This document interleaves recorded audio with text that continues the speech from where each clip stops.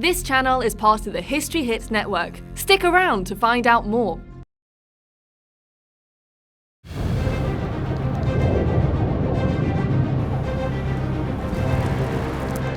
We're looking at this incredible view of the City of London, the heart of our nation's capital. But if we'd been standing here 350 years ago, we'd have been staring at a scene of chaos and devastation. London was being consumed by the most catastrophic fire that Britain has ever known.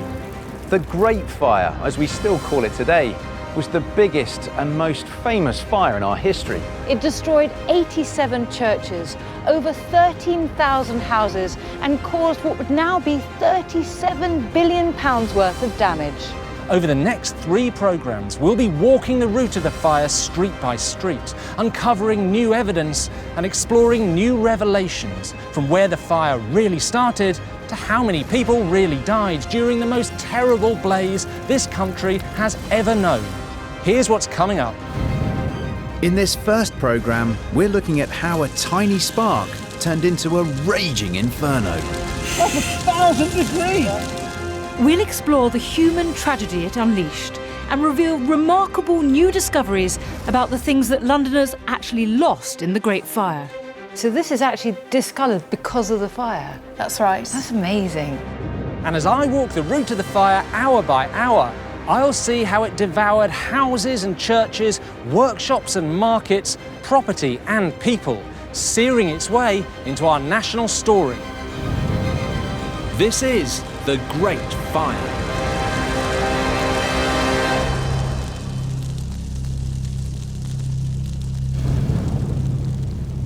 It's 3 p.m. on Saturday, the 1st of September, 1666. An ordinary Saturday at the end of what's been an exceptionally long, hot, dry summer, but also the last day before the whole of London was devoured by flames.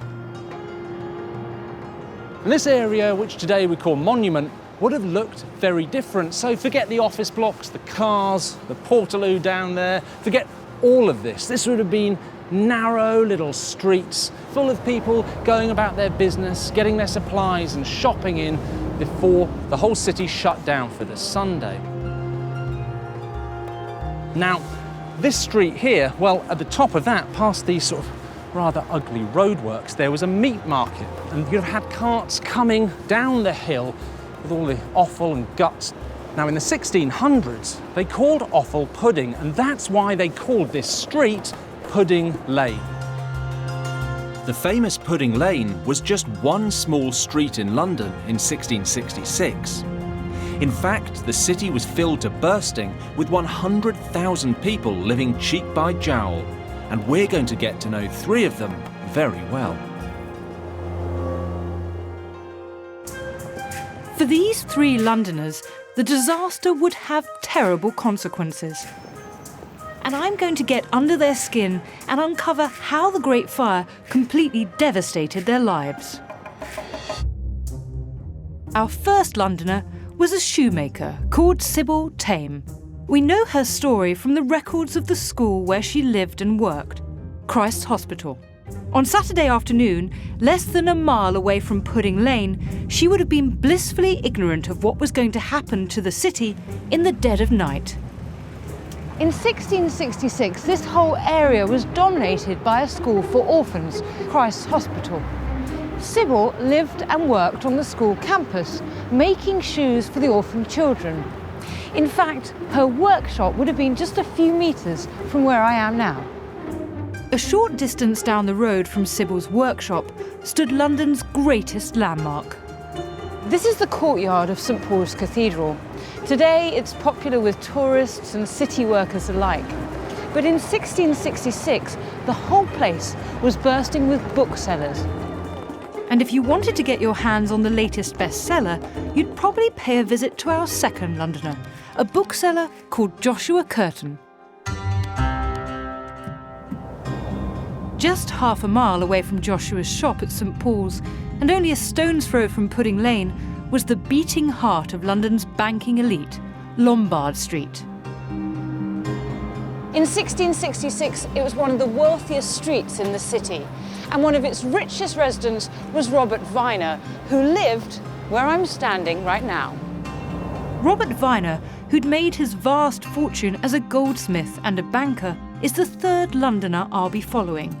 But in spite of his enormous wealth and privilege, Robert Weiner, like our other Londoners Sybil Tame and Joshua Curtin, would be utterly transformed by the Great Fire of London. If you love history, then you'll love History Hit. We have tons of exclusive documentaries about the most important people in history that you will not find anywhere else. We work with some of the world's best historians, like Suzannah Lipscomb, Mary Beard and Tony Robinson, exploring everything from the jobs of Tudor England to the diaries of Queen Victoria. We're committed to bringing history fans award-winning documentaries and podcasts that you can't find anywhere else.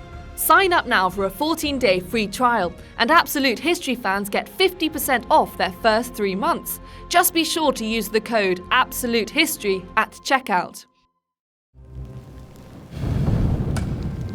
It's now 5 p.m. and the clock is counting down to a disaster that will leave London in ruins. Pudding Lane is bustling with activity, filled with the butchers, plasterers and wood turners that live and work here, going about their daily business. Just a typical Saturday afternoon. But in only 8 short hours, a spark in the ovens of their neighbour, the baker Thomas Farron, will start a fire that will consume the city. Now, if there's one thing most of us know about the Great Fire of London, it's that it started in a bakery here on Pudding Lane. And that bakery was owned by a man called Thomas Farron. And I want you to remember his name because he was a tricky character and he could turn out to be the villain of this whole story. So here's the first question. Where was Thomas Farron's bakery? For centuries, the answer has been lost, but historian Dorian Gerhold has made an extraordinary new discovery. Incredibly, he's managed to pinpoint the precise location of where the fire actually started. Hello, Dorian. Now, I've seen a plaque over there that says the Great Fire of London started near here, but near is not good enough. You've been doing the work that shows exactly where it started, haven't you? Yes, I was at London Metropolitan Archives researching city properties, and I came across a plan of where the Great Fire started. It's from 13 years after the fire, but it says, Mr. Farron's ground, there the fire began. Wow. How did you feel when you saw this? Well, I didn't actually realise how important it was because I assumed it was already known. Dorian's detective work involved cross-referencing this newly discovered plan with historic and modern-day maps of the area. It's like a jigsaw piece falling into place. It is a jigsaw piece. And remarkably, though the frontage of Thomas Farron's bakery was on Pudding Lane, if you want to visit the very spot where the Great Fire started, it's actually on Monument Street today, a street that didn't exist back in 1666. And here's the living accommodation, Okay. but if we pace along the pavement 13 yards, we come to the edge of where the little yard was. Okay, you lead it. Amazingly, he's been able to identify the exact site of the ovens where the fire started, on present-day Monument Street. 11, 12, 13. So, 13. at this point, we've come to the edge of the little yard at the back of the house. And it says there, which was the baker's yard where he laid his bavins. Bavins? What's a bavin? They're bundles of brushwood. That's what he's putting in the oven. That's the fuel. Oh, very dangerous because, of course, the bavins, that's what the spark hits and... Exactly. So not in the shop, not in the house, not in the That's oven, it. which Exactly. was exactly here. Yes. I've got something, I think we should mark the spot. So this says, I'll just show them, the Great Fire of London started here, 2nd of September, 1666, and the exact spot is About there. just here. And that, I think, is quite amazing. Thanks to this extraordinary piece of new research, we now have our exact location for the start of the Fire of London, a street that didn't exist in 1666.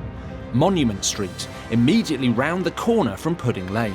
But how on earth did a small fire in a bakery go on to take down an entire city?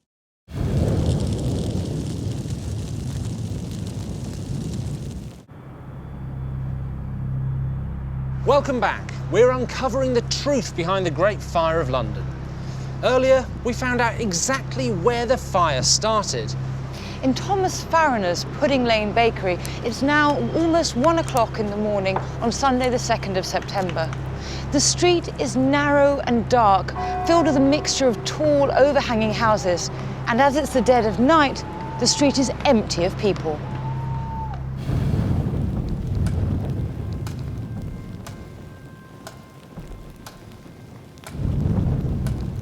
Everything's quiet in Pudding Lane, apart from the occasional bark of a stray dog.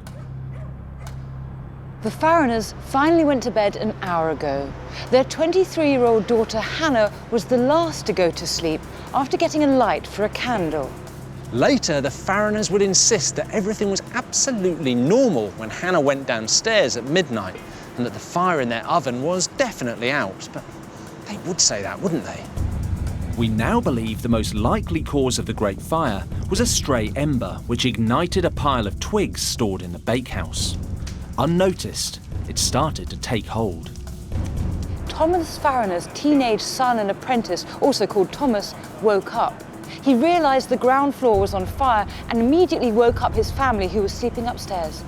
Trapped by the smoke, their only escape route was to crawl out of an upstairs window and onto a neighbour's roof, raising the alarm at the tops of their voices.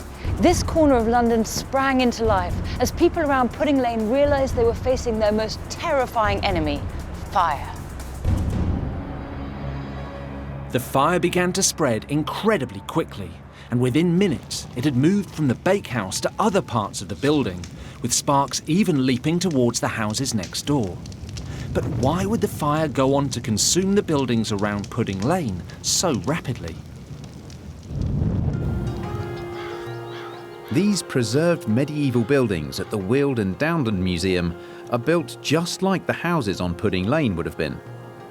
One of the first things that leaps out at you is how the top floors are extended so that they overhang the floors below.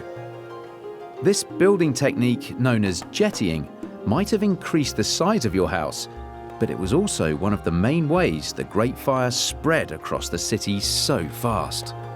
Jettying was great. I mean, it predominantly useful in a city where you've got limited space. So you've got 3 stories here. You could have had 6 or 7, including the attic. And each of those would jetty out a bit yeah. further. Yeah. Jettying created more space inside a house without obstructing the street below.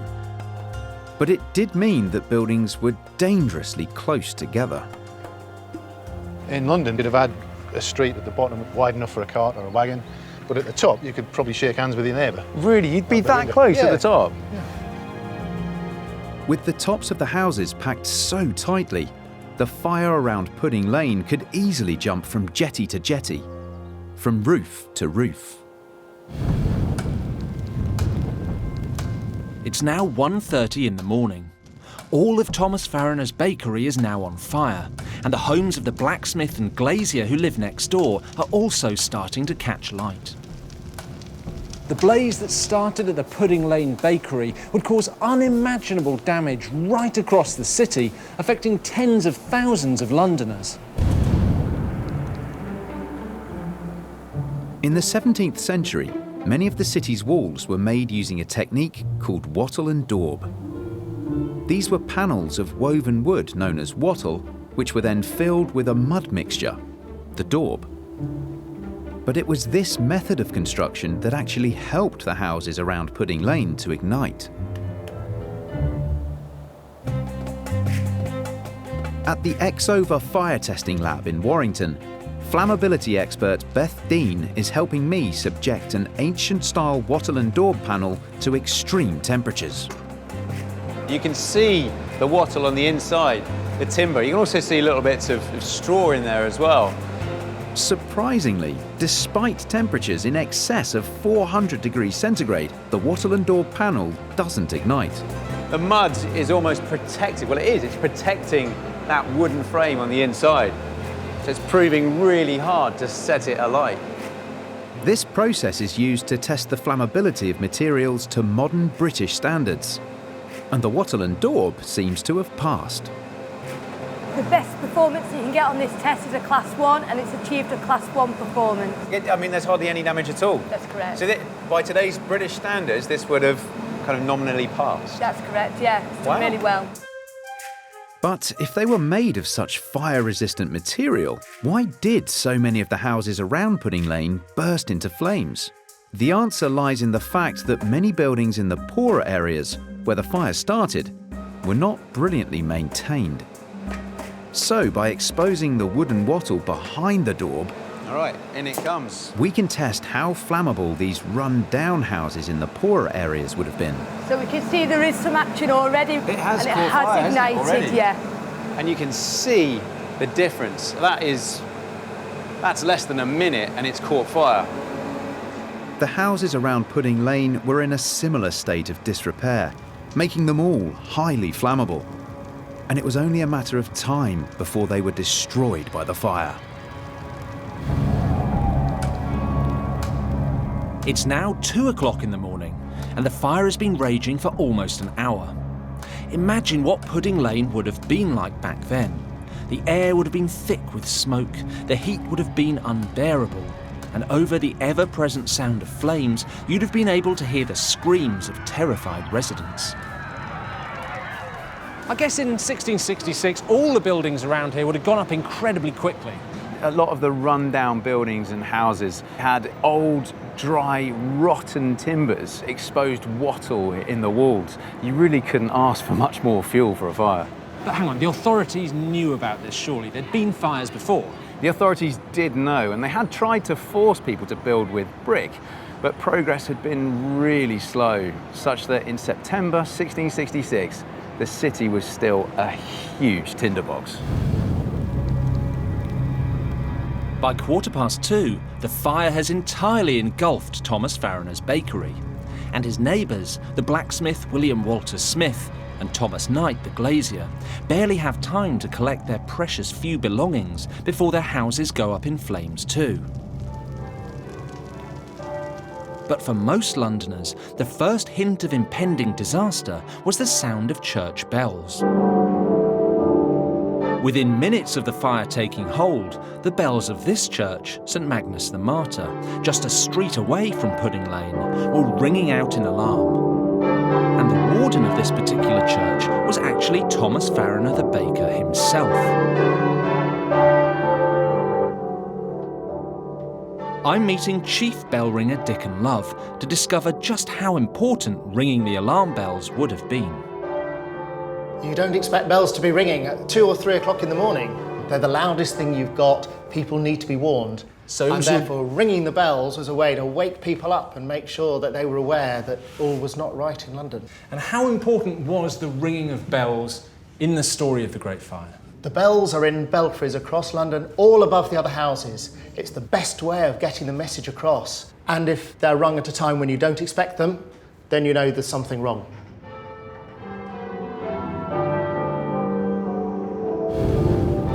It's now just after 2:30 a.m. But did the Londoners we've been following, our bookseller, our banker, and our shoemaker, have any idea about what was going on? We know that disaster was heading their way, but what were they thinking back then in the early hours of the fire?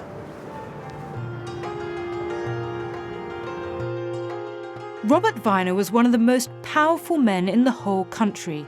He'd made his vast fortune as a goldsmith, and like many other goldsmiths in 1666, had moved into banking. Robert would have heard the alarm bells ringing out just a few hundred metres down the road. But safe within his mansion on Lombard Street, he must have felt like nothing could touch him. We know that Robert Weiner lived here on this street with his wife Mary and his children. We also know that he had been trained as a goldsmith by his uncle and that he was close friends with Charles II. In fact, he acted as his principal banker, advancing him large sums of his own money. But Robert Weiner's mansion was just a few hundred metres from the epicentre around Pudding Lane, and the fire was moving fast in his direction. He may have thought that he was secure, but it wouldn't be long before his home was overcome by flames. Just half a mile away in the shadow of St Paul's Cathedral, our bookseller Joshua Curtin was completely unaware of the blaze taking hold along Pudding Lane. Joshua Curtin traded as a bookseller for many years and ran a successful business with many loyal customers, including Samuel Peeps. Remarkably, we know from detailed records kept about London's booksellers exactly where Joshua's shop was at the time of the Great Fire. He moved premises several times, but we have pinpointed the location of his shop in September 1666. At the time of the fire, his premises were located here, exactly on the spot where I'm standing. But Joshua's stock, his bundles of paper, wadges of documents, and stacks of books were all incredibly flammable. A small spark could have set Joshua's entire livelihood ablaze, and tearing through the city towards him was the worst fire London had ever seen. At first, only the churches near Pudding Lane would have been ringing the alarm bells. But soon, bell towers across the city joined in the call. So an hour and a half into the fire, Londoners, like our shoemaker, Sybil Tame, would have known that something was very wrong. Just under a mile away from Pudding Lane was Christ Hospital School, where Sybil Tame lived and worked as a shoemaker. Sybil was a single mother with 3 young daughters to feed, and like many other widows, she'd taken on her husband's job when he died in order to make ends meet. Very little remains to show us the work of 17th century shoemakers like Sybil, but the Museum of London has given me an incredible opportunity to examine 2 children's shoes found among the ruins of the fire. Just the kind of thing that Sybil was making. I've got 2 children's shoes that were found in London in 1959, and they were actually found with ash and fire debris in them from the time of the Great Fire. I love the detailing on the back here. It's really quite charming. I mean, it's quite subtle, but just enough little interest to make them slightly prettier than certainly this shoe, which looks a little bit more as if it was a boy's shoe. And they're really worn. This one, for example, is rather misshapen and bent and has a hole at the toe. And this one has a quite large gouge from the side, as if perhaps the child had outgrown it and the leather had worn and split, or they'd gone along the road and sort of scuffed their shoes. We know from Christ Hospital records that when it came to making shoes for the school children, Sybil had a problem with quality control. The nurses complained about the quality of her footwear.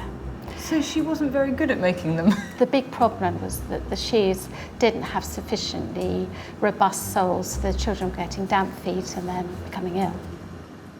But Sybil was a feisty character, and she argued with the school authorities. Instead of getting fired, she actually ended up getting a pay rise. Over the years leading up to the Great Fire, Sybil had many more run-ins with the school, thanks to her reputation as a woman who liked life's pleasures. Sybil was reported by one of the school porters for having been visited in her rooms by men servants at very ill hours, and she almost lost her shop as a result.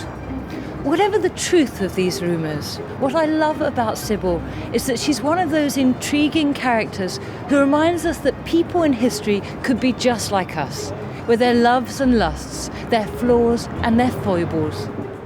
We'll never know for certain what Sybil was up to on the night of the fire, but if her track record was anything to go by, she could have been entertaining a young man in her rooms, blissfully unaware that the blaze was heading in her direction.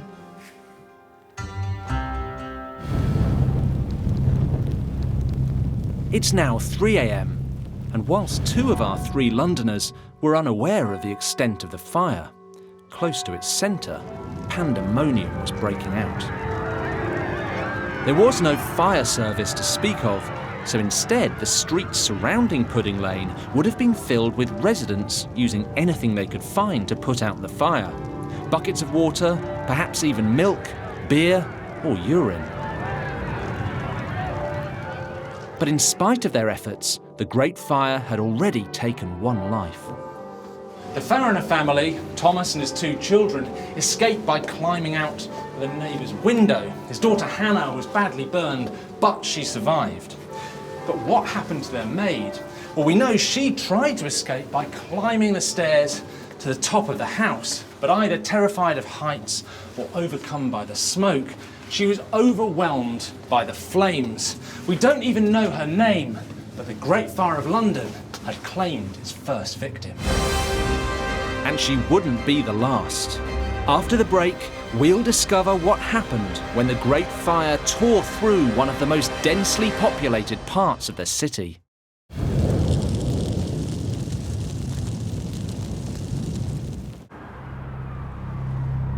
Welcome back to the Great Fire of London. The fire has now been raging for almost 2 hours, and the Pudding Lane bakery and several houses nearby have already burned to the ground. It's only really by walking these streets today that you get a sense for just how compact the city was 350 years ago and how easy it was for fire to take hold. We've seen where the first spark began, right here, in the ovens of a bakery on what was Pudding Lane, but is now present-day Monument Street. Neighbours tried to help douse the flames, but the fire is already on the move. Embers carried on the wind find their way here to neighbouring Fish Street Hill, where they ignite hay in the yard of a popular pub called the Star Inn. By 3 a.m, Fish Street Hill is ablaze. Ah, fancy seeing you here. Fancy. Now, there'd been fires in London before 1666, right? Yes, we tend to think of it as the first serious blaze, but actually there've been loads of big fires. If you'd said Great Fire of London a few months earlier, people would have thought you were talking about 1212 when there was a huge fire. And what were Londoners' reactions? At first, they don't seem to have been that bothered. We know that from the great commentator on the fire, Mr. Samuel Pepys. Samuel Pepys. I love Samuel Pepys because he's always on about women he fancies, big dinners he's had, and the greatest account of the Great Fire of London. And what he says is that Jane, his maidservant, had woken him up about 3 o'clock in the morning, so about this time, and said there was a fire in the city, and had a look out of the window, decided it wasn't too bad, went back to bed. Pepys, like many other Londoners, was probably thinking that all would be well. But they hadn't counted on how incompetent the man in charge of the city, Mayor Thomas Bloodworth, actually was. In the small hours as the fire was just beginning to take hold, Bloodworth had one last chance to save London before the Inferno became unstoppable. And he blew it. He could have pulled down private houses, created a fire break, but those houses belonged to rich merchants who'd put him in power, and he didn't want to be unpopular. It's always politics. And he said, didn't he, of the fire, a woman could piss it out? Yes, he did. Probably not true in this case. It's probably not true, and also a very bad decision, because it means he's remembered for that dodgy joke as opposed to putting out the Great Fire of London. Well done, Thomas Bloodworth.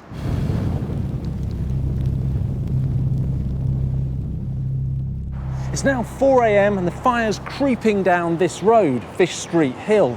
It's not moving any faster than before, but the scary thing is where it's headed. Here, towards the Thames side, warehouses.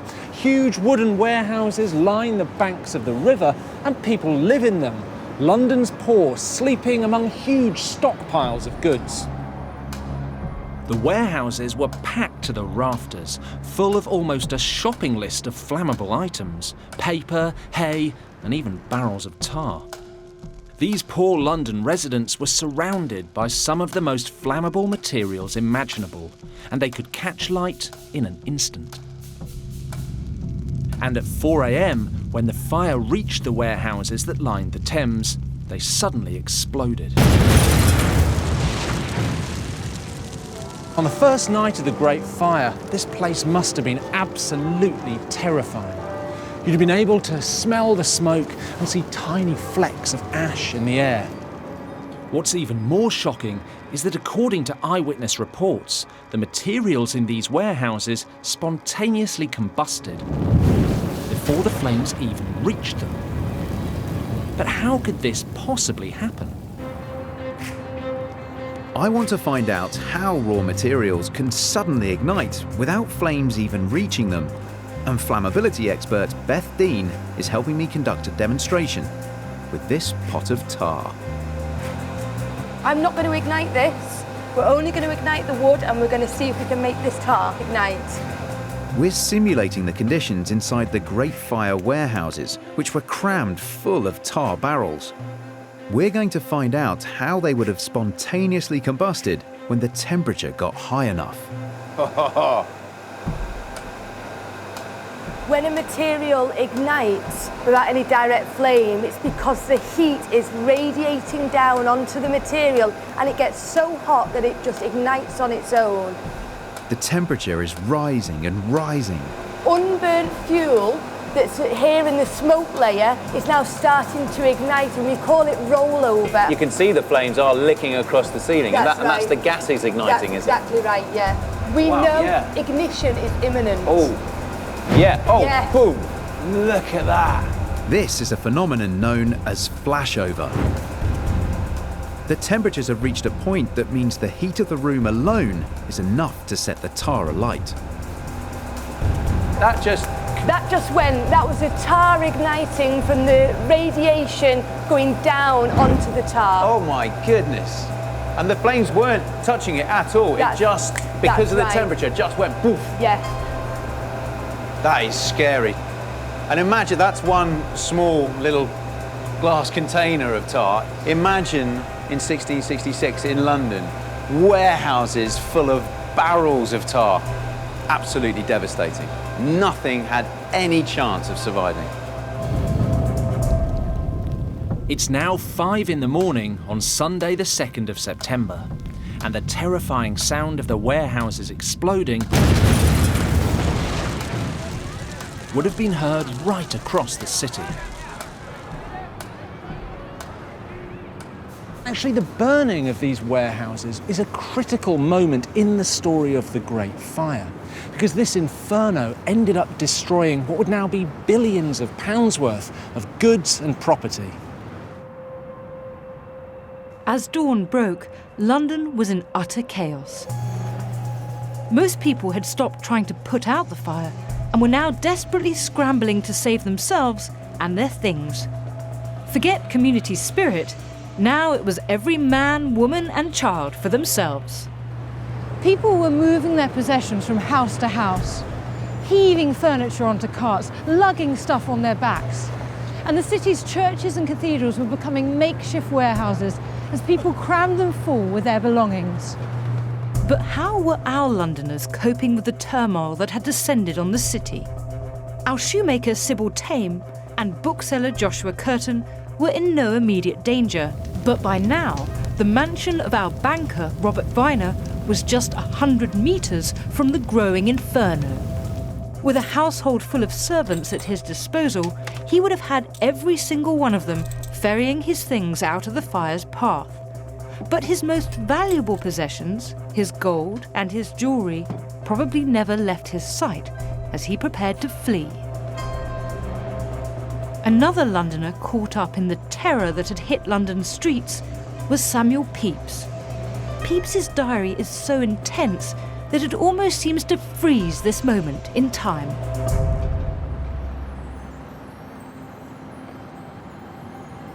Pepys's writing is incredibly vivid. He's really good at capturing those telling details.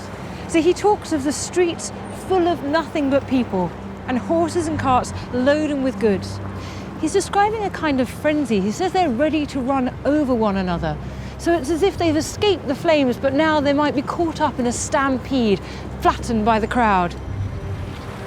But it wasn't just the streets. The river was full of boats, being loaded with belongings. In some cases, people were simply flinging their things right into the Thames itself in a desperate effort to save them. For the haves, like our wealthy banker Robert Weiner, the Great Fire would ultimately be totally devastating. But already, on day one of the disaster, a few canny chancers with their own means of transport used it as an opportunity to make some hard cash. The cabbies and delivery men of the day could make an absolute killing ferrying rich people's things out of the fire's path. And with everyone desperate to get out, prices could be daylight robbery. Rich merchants paid the equivalent of £30,000 to have their things moved to safety. By 6 a.m, London streets were a gridlock with carts, coaches, and crowds of terrified people pushing past each other to get their possessions away from the flames. These Londoners knew that if they lost their belongings, it would completely ruin their lives. There was no insurance to speak of, so if their things went up in smoke, that was it. Hidden away at the National Archives in Kew are some remarkable documents that reveal just how devastating these losses could be. And Professor Vanessa Harding is taking me through them. These are petitions to the King for some kind of financial relief or support. They detail everything from a map maker who lost all his stock in the fire to a chaplain whose church was razed to the ground, and countless wealthy people reduced to abject poverty. The one we have here is a petition from Sarah Kraft, a widow. I mean, clearly she's been somebody who had an income from property, and now she's saying that having lost all of this, she and her children can no longer survive. I mean, indeed, she says she's been reduced to great extremity, being now enforced to turn servant and to work hard for a poor livelihood. So that's quite a fall, to go from being somebody who owns a great estate to being a servant. Sarah Crafts wasn't the only person to lose everything. The records reveal that hundreds more were left with nothing. But little hard evidence remains of the things that these Londoners actually lost in the fire.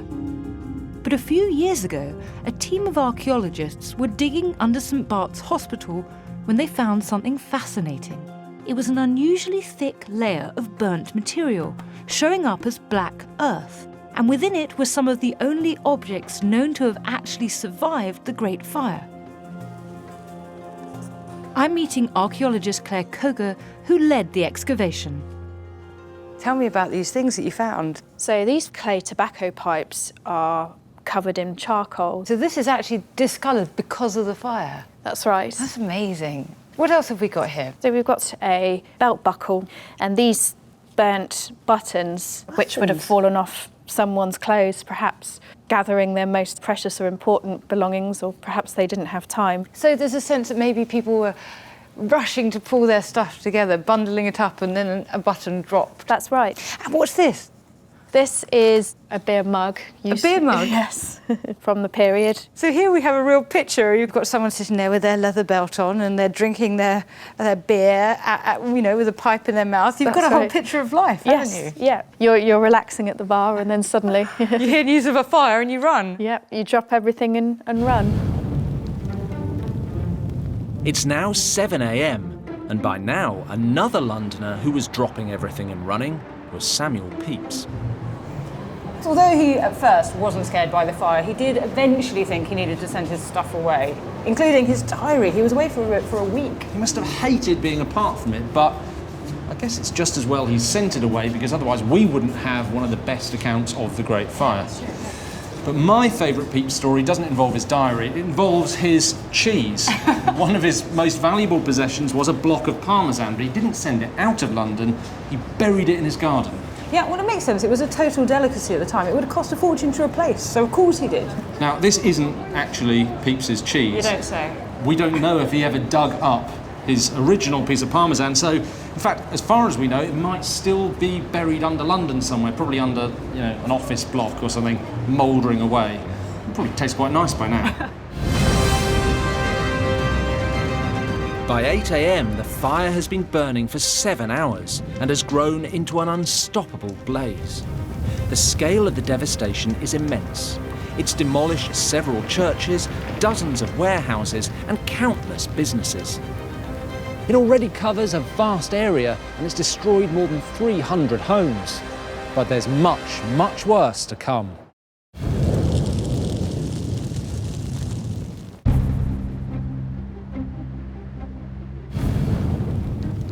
We're now almost 8 hours into the Great Fire, and daylight is revealing the devastation.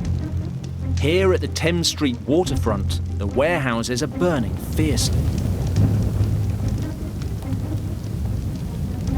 The writer Samuel Pepys takes a boat along the Thames and he notices the fire seems to be carried on the wind. It's killing the pigeons that Londoners keep for food. Pepys writes in his diary, The poor pigeons, I perceive, were loath to leave their houses, but hovered about the windows and balconies till they burned their wings and fell down. We know that other writers commented on the same thing. Strong winds and the unusually hot, long, dry summer. But what none of them realised was that these conditions were creating the perfect opportunity for wildfire. Even with today's state-of-the-art equipment, a fire backed by a strong wind can be a nightmare scenario for any firefighter.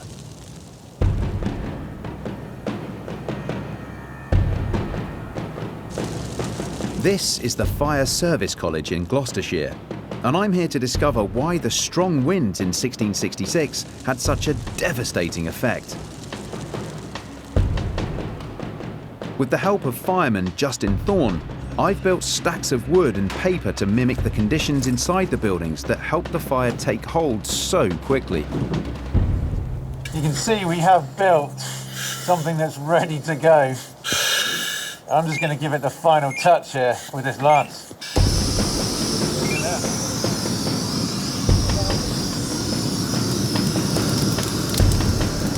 Within seconds, we've created our very own micro Inferno. Look at that go already.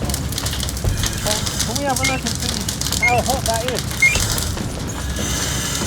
is? We can measure the heat with this specially adapted thermal camera.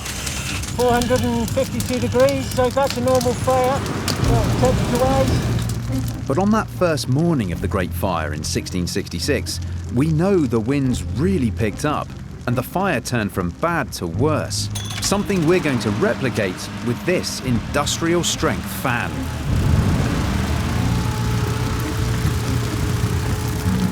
Wow!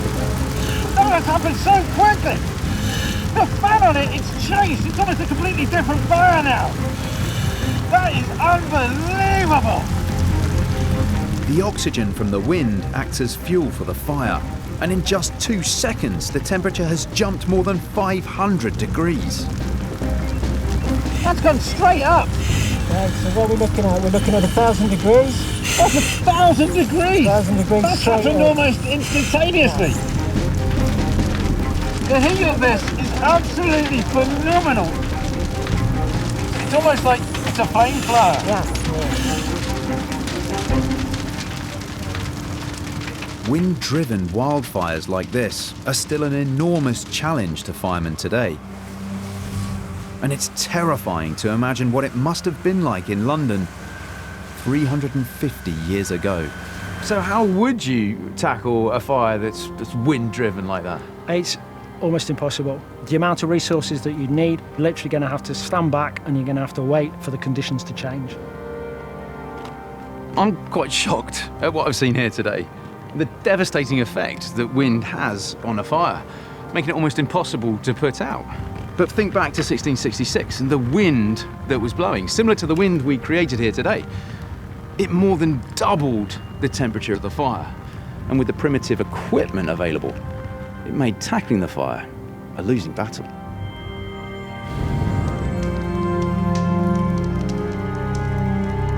Today, London's a hive of activity, but looking down on the area of the city around Pudding Lane in 1666, it would have been a wasteland. We're now 8 hours into the Great Fire of London, and already it's destroyed 3 churches, rows of warehouses, and hundreds of homes. The fire's reached a size and speed where it's become unstoppable. Samuel Peeps has even given it a name. He calls it the Infinite Great Fire, or as we say today, the Great Fire of London. It's been shocking seeing just how quickly the fire took hold. These really were the perfect conditions for the perfect storm. And you have to feel for the ordinary Londoners caught up in the blaze, the shoemakers, booksellers and bankers, so many people whose lives would be changed forever by the disaster. And the Great Fire was far from over.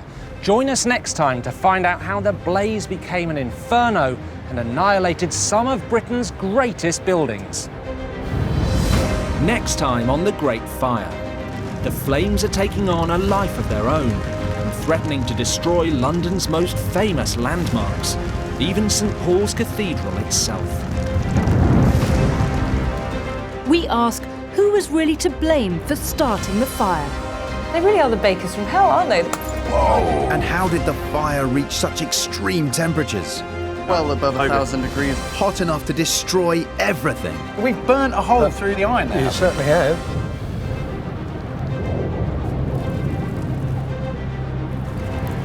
London, one of the busiest cities in the world. But if I'd been here in September 1666, I'd have been walking through the heart of a terrible inferno, surrounded by chaos and panic.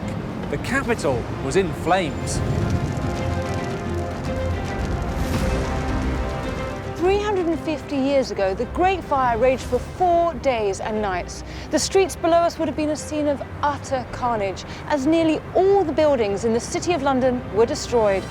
In our last programme, we investigated the start of the fire, and with the help of some new research, we found precisely where the bakery was, where it all began. Exactly here. And that is quite amazing. This time we'll be following the trail of devastation as the blaze spreads even further, claiming all the important buildings in the city. Nearly 1,000 homes and shops were destroyed on day 1 of the fire, but on days 2 and 3 there was much worse to follow. I'll be walking the route of the Great Fire on its 2nd and 3rd days, finding out how people fought to stop it every step of the way. Oh wow, look at them go. New research will uncover how the flames were able to spring up like wildfire all over London. Oh, there we go. Now we've got fire. We'll see how Londoners turned against each other, looking for someone to blame. They really are the bakers from hell, aren't they? And underground, I discover the lost remains of St Paul's from 1666. We can see something no one gets a chance to see, the pillars of medieval St Paul's. This is the Great Fire.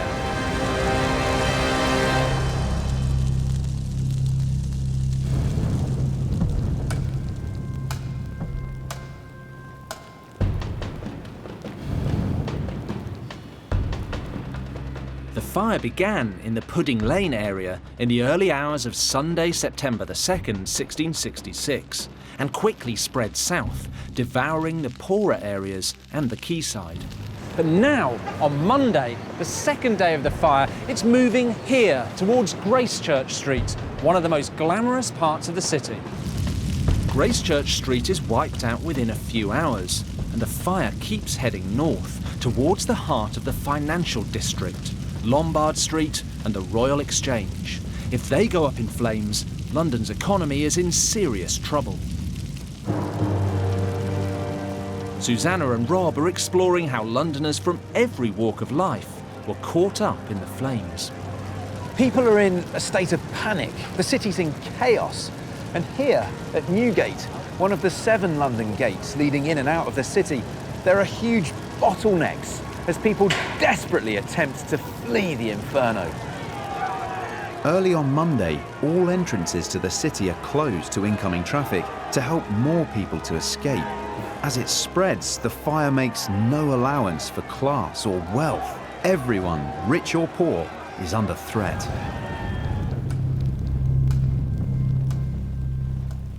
Across the series, I'm following 3 Londoners, a bookseller, a shoemaker and a banker, all living in different parts of this great city. On Monday early afternoon, the flames are reaching wealthy Lombard Street, and our first Londoner is now being caught up in the raging fire. The narrow, twisting road made it easy for the fire to burn towards his elegant residence.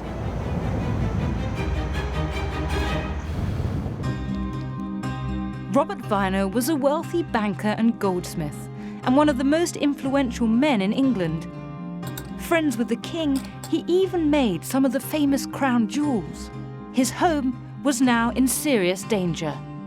Weiner, ever the cautious banker, took action 24 hours before the fire reached his house in Lombard Street. He had his business papers, jewellery and cash moved out of his house and taken to be stored over 20 miles away at the King's Palace at Windsor Castle. In a terrifying couple of hours, Weiner lost his home, business and his entire neighbourhood. The only comfort was knowing that at least his family was safe. He also managed to save his jewels and his documents holding details of the many debtors who owed him money. But the Great Fire wasn't done with him yet. Rich Londoners like Robert Weiner had the most to lose, but they also had the cash to pay other people to get their stuff out of harm's way. Now, not everyone was that lucky. Poorer people just had to grab whatever they could in their arms or stick it on a cart and flee. It would have been absolute chaos, people running in every direction, trying to save themselves, trying to save their belongings, as behind them, the fire spread remorselessly, swallowing up homes and swallowing up businesses. North of Lombard Street, just 7 streets away from where the fire started, was the financial and commercial heart of London, the Royal Exchange. Now, in a matter of moments, it too was consumed by the fire, and 3,000 merchants, selling everything from Chinese silks to gold cloth and jewels, had their livelihoods destroyed. For a while, a strange and exotic smell is rising up from the crypt here. And that's because this is where the East India Company keeps its huge stocks of very expensive spices. And that smell, which is sticking to the back of people's throats, well, that's all of their pepper burning. I want to know why the destruction of the Royal Exchange on Monday afternoon was such a devastating blow for the city. So I'm meeting Professor Ronald Hutton, who's an expert in the period. Ronald, here we are in the Royal Exchange. What would this place have been like in 1666? Think of a mixture of a gigantic shopping mall, a gigantic stock exchange, and a gigantic business park. And surrounding it, one of the great manufacturing areas of the land, especially for luxury goods, high-quality produce. It burned down in the Great Fire. What was the effect of that on London's economy? It's the place to which everybody comes to move money and goods around in London and the nation. And was it just London's rich who were affected, or was it the poor as well? The Royal Exchange is the motor of the economy, and the economy affects absolutely everybody. The poor lose their jobs, and the economy takes a spin dive, just as the rich lose their capital. So it's everybody. Just imagine at the present day, the Bank of England, the stock exchange, and most of the merchant banks all going up in smoke in a day, and you have some sense of the impact. So the jobs and the produce of the poor are on the line, as well as the money of the rich. Monday, the second day of the fire, has come to an end. By nightfall, scraps of scorched silk travel on the strong wind 30 miles west to Beaconsfield, and smoke spreads 50 miles to Oxford. Writer Samuel Peeps reports the front line of the fire is now a mile wide. After the break, we see how on the next day, London's top luxury shops turn to smoking ruins. The blaze overtakes so much of the city that the only man who can save it is the king himself.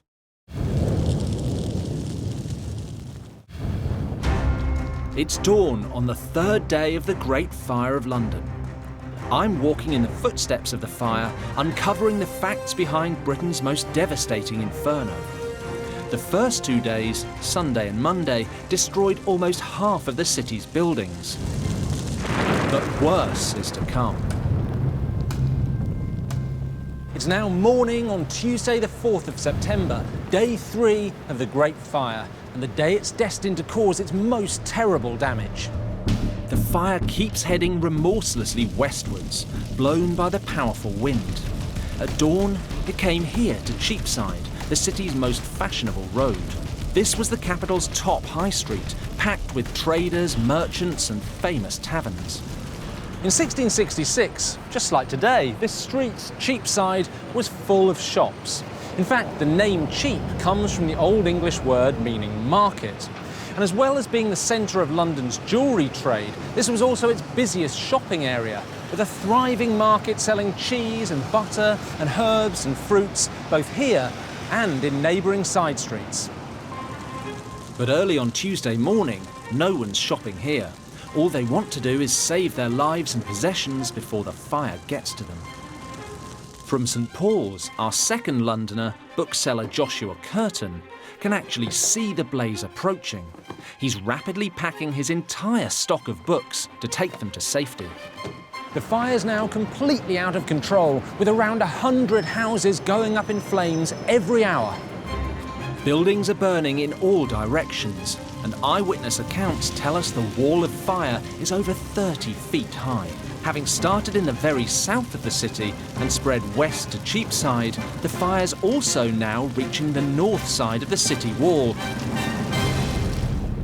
It's now 6:30 a.m. on Tuesday, the third day of the fire.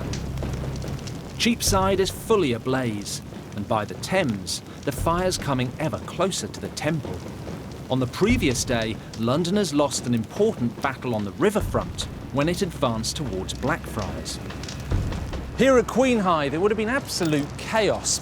Up there, you'd have seen people fleeing the city with their belongings in their arms or on carts, while down here, others would have been running desperately to the river to gather water in a futile attempt to put out the flames. And remember, all this could have been avoided. The city's Lord Mayor had the chance to stop the fire in its first few hours, but instead of action, he said a woman could piss it out. Now people desperately needed someone to get things under control. Step forward this man, the King, Charles II. Charles takes charge and orders 8 command posts to be set up on the western side of the city, where the fire is rapidly headed. Each is responsible for protecting its local area. As the Inferno spread across the city, the King and his brother, the Duke of York, took a boat downriver here to Queenhithe, and they threw themselves into tackling the blaze, passing water buckets, helping to operate primitive fire engines, and inspiring the firefighters. And we know from eyewitness accounts that this really impressed the King's subjects, which was good news for Charles because he needed his people on his side. By the time of the fire, Charles had been king for 6 years, returning the monarchy to England after his father, Charles I, was beheaded in 1649. But in these 6 years, he'd only really proved himself in the arts of gambling and womanising, entertaining his mistresses and drinking buddies here in the undercroft of the banqueting house. Scandal followed scandal. He would have been a tabloid editor's dream. Now, I loved Charles. There never seemed to be a dull moment when he was around. He might not be the sort of person you'd want to hang out with your daughter, but you'd sure as hell have a good time. But that wasn't exactly the mood in 17th century London. A hedonistic party animal, always looking for fun, wasn't what people wanted in a king. They wanted someone whose finger was on the pulse, someone who could give the country what it needed. He'd certainly failed a year earlier when London was struck by a devastating plague. Charles's response wasn't to stay and help. Instead, he packed up his things and left the city. Charles's behaviour during the plague was widely criticised, and by 1666, his reputation was at breaking point. So when the Great Fire came along, rather than leave London and issue orders from afar, he decided to stay and fight, seizing it as the PR opportunity of a lifetime. This was Charles II's chance to show himself as a man of action who put his people first. It's still early in the morning on the third day of the fire. The blaze is ferocious and continues to grow in all directions. By 7 a.m, the fire's moved further north, and already some of the city's most magnificent medieval buildings have been destroyed, some of them more than 300 years old. Grocers' Hall is in ruins, Drapers' Hall is gone, and then the fire reaches here, Merchant Taylor's Hall. These buildings were some of the most sumptuous in London and belonged to livery companies, incredibly wealthy organisations that were key to London's business life. Livery companies were trade and craft guilds, and they originally existed to make sure that only members of a particular company could practice a particular trade.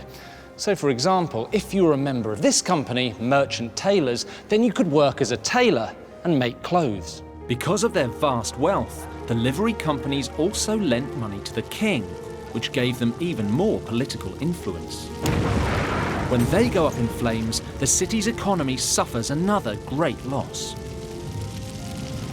As the fire devoured the buildings that were the lifeblood of the city, people desperately tried to fight the flames, but the fire seemed to leap ahead of them. Now, a strong wind had been blowing since the beginning of the fire, and contemporary accounts say the flames seemed to leap from building to building, often as much as half a mile at a time. To find out the real answer why the Great Fire was spreading so rapidly and why new fires were breaking out all over London, I'm heading to Imperial College. One of the world's most renowned fire specialists, Dr. Guillermo Rain, has been doing brand new research about the connection between wildfires and the Great Fire of London. From studying wildfires, forest fires, we know that in the presence of a wind, when the flames are very large, the production of embers become a major source of fire spread. Embers are small pieces of burning debris that can be blown from building to building. We know that the first 3 days of the fire were very windy, and the wind carried embers across London, starting fires in distant places, just like wildfires. So this is something unique about the Great Fire of London, that it was a fire that was so large that the fire saw the city as a forest, literally. Really? Yeah. To demonstrate how embers could spread the fire far and wide across London's rooftops, Dr. Rain has created 2 models of the clay roofs commonly found in 1666. The one on the right has good intact roof tiles. The other is damaged and broken, and you can see the wooden slats underneath. Many houses would have been hundreds of years old, and the damaged roofs especially would have been very easy prey to embers.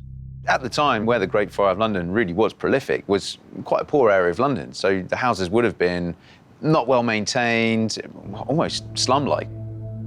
I want to find out just how quickly the wind-blown embers started new fires once they landed on roofs. Dr. Rain has his own Ember Generator called the Imperial Dragon. This replicates the way that embers would have been fanned and carried by the wind during the Great Fire. Oh wow, it's straight away, look at them go. These aren't sparks, these are embers, and there's a difference there. Yeah. Because an ember still has a certain amount of fuel in itself, does it? Exactly. The embers bounce off the intact tiles, leaving the roof undamaged, but the gaps in the broken tiles on the left let the embers in. Some of them are sneaking in those tiny little gaps, aren't they? So you can see the very small embers, they just land there and they stay there unignited. Within minutes, the roof with the broken tiles and the revealed wooden slats is on fire. Oh, there we go. It's up. Yeah. Now we've got fire. And now the fire will develop into the house and the whole building will be engulfed in fire. Given the huge spread of the Great Fire, there would have been countless embers flying about, starting new fires constantly. To make matters worse, the strong wind blowing at the time leads Dr. Rain to estimate these embers could be carried hundreds of meters from their point of origin. It's terrifying, isn't it? Thinking that you were possibly safe because you were that far away from the main fire, but actually you may very well have had a ticking time bomb lodged in your roof. Yeah.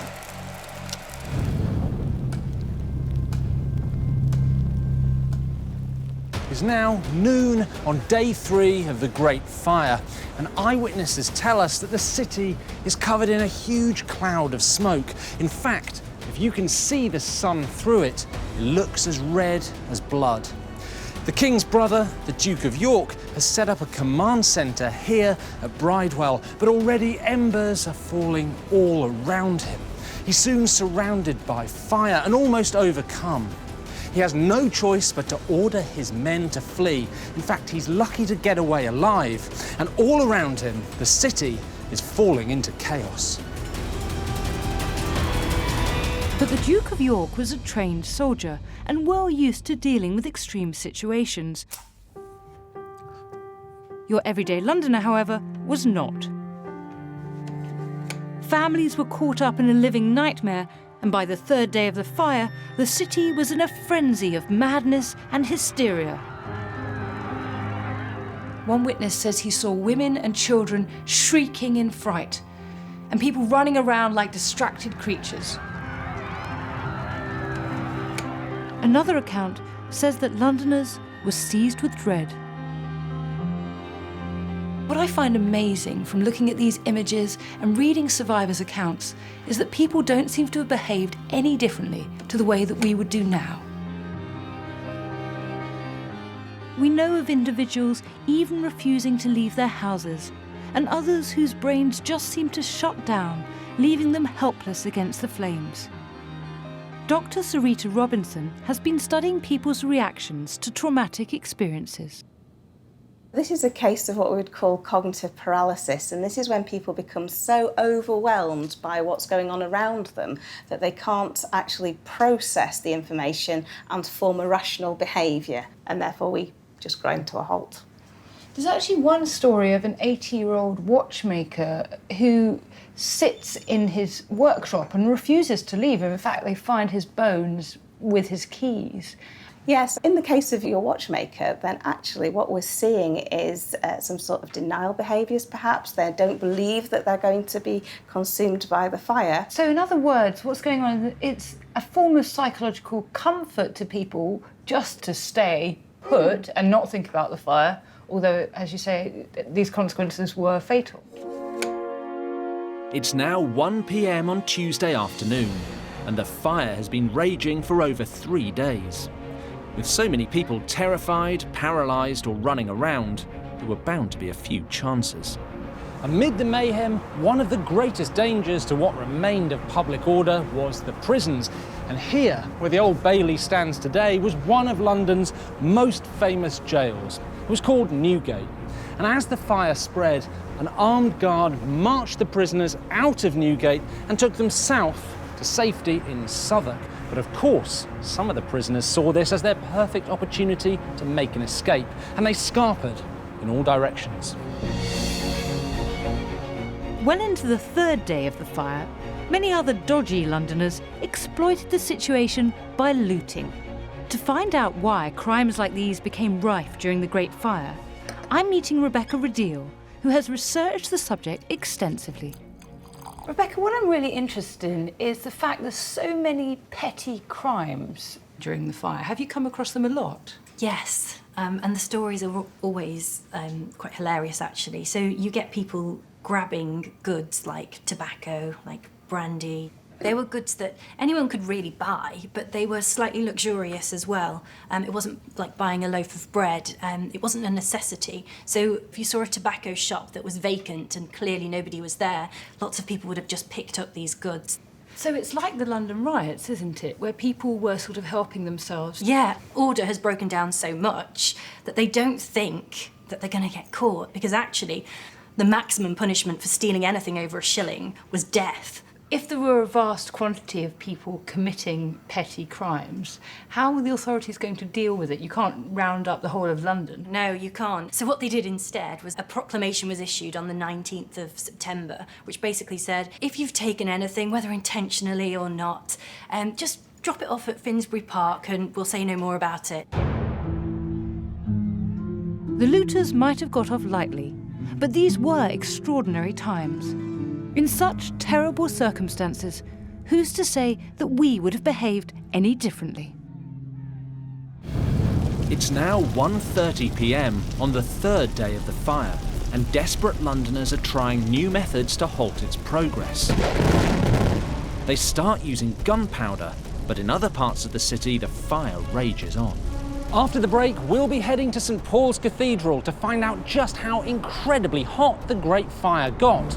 So hot, it even brought down the House of God.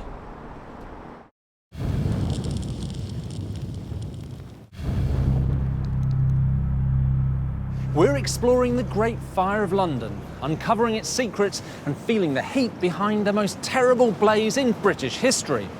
I'm walking the route of the fire every step of the way, tracing its trail of devastation through the city from east to west. It's Tuesday the 4th of September, the third day of the fire. By the afternoon, the blaze reaches Ludgate Hill, encircling the area at the top, the spiritual heart of the city. Here at the top of Ludgate Hill is the most significant building in the whole city. More important than the Livery Company halls, more important than the Royal Exchange.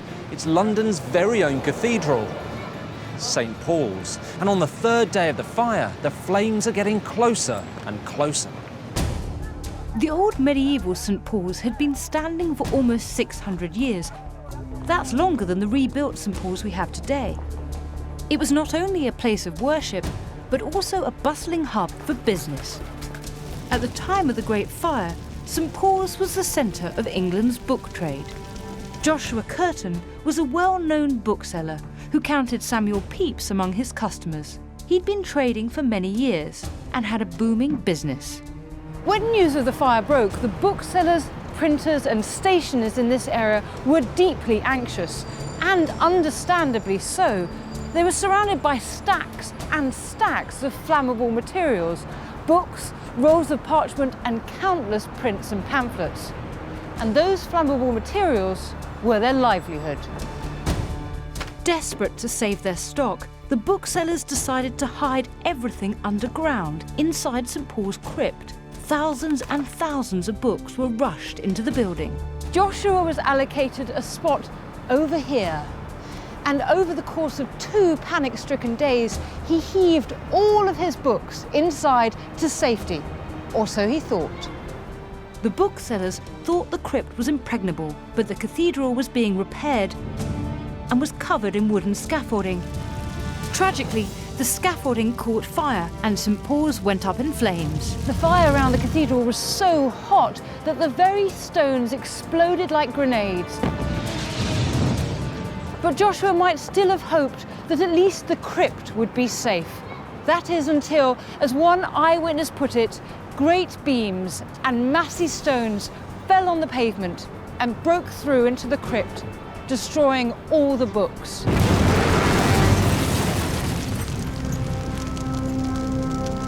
Curtin had lost everything. With the great cathedral now in flames, our third Londoner is also within reach of the fire. Living only a few streets away at Christ Hospital School, Sybil Tame will soon need to take her daughters to safety. Everywhere around here, buildings are on fire. St Paul's School, that's burned to the ground. Stationers' Hall, that's burned to the ground. The Royal College of Physicians at Amen Corner, that's burned to the ground. And still the wind continues to blow, fanning the flames. The fire's now reached the point that firefighters call fully developed. It's at its hottest and it's most dangerous. To bring down a stone colossus like St Paul's, the fire must have been incredibly hot. Museum of London Archaeology has in its collection objects that hold clues to the intense temperatures the fire reached. I'm meeting lead archaeologist Gustav Milne. Gus, what have we got here? What we have is some material from a building right next to the bakehouse where the fire started. This is a red brick, or was a red brick, from the cellar floor of that basement. And as you can see, it's a little bit black. What does that actually tell us? It was a storage cell, it was a warehouse in which barrels of wood pitch were being stored. Pitch was used on wooden boats and houses to waterproof them and stop them from rotting. The problem with pitch, it's combustible. And what's happened is the wood pitch has boiled and percolated all the way through the bricks.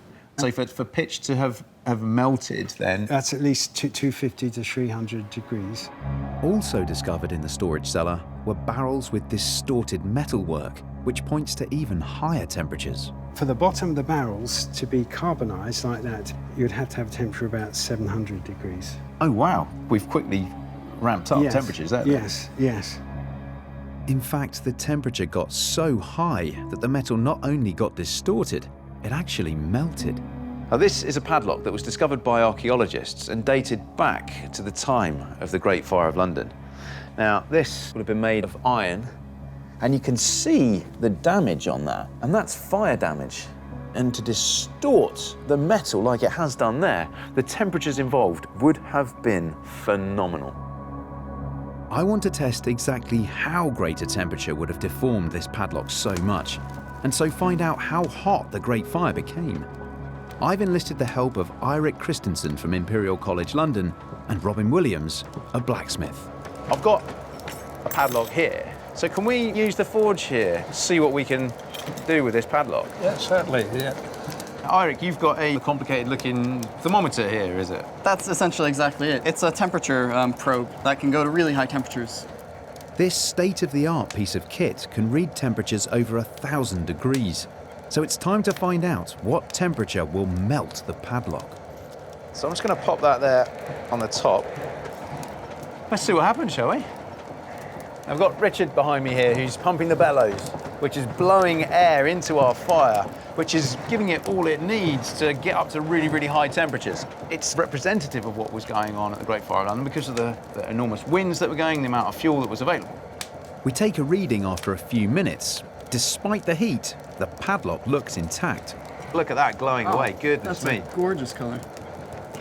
What are you up there now, Eirik? We're over 700 degrees, closer to 800 degrees. 800 degrees. Oh, look at it glow. Woo! Right, let's get it in again. The padlock is very hot, but not deformed like the one found in the Great Fire ruins. So we increase the temperature. Right, let's pull that out. Okay, right, let's have a look at this. Whoa! Oh, look at that. Right, Eirik, what are we at there?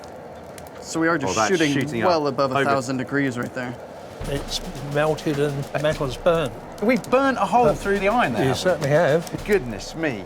We've managed to kind of replicate the padlock that was retrieved. You can see the kind of temperatures we're talking about. And we were over 1,000 degrees to get that. I mean, that is ruined, isn't it? That's horrific. Our tests have confirmed that temperatures during the Great Fire reached over 1,000 degrees, enough to destroy the strongest of building materials like stone and iron, and hot enough to devour St. Paul's.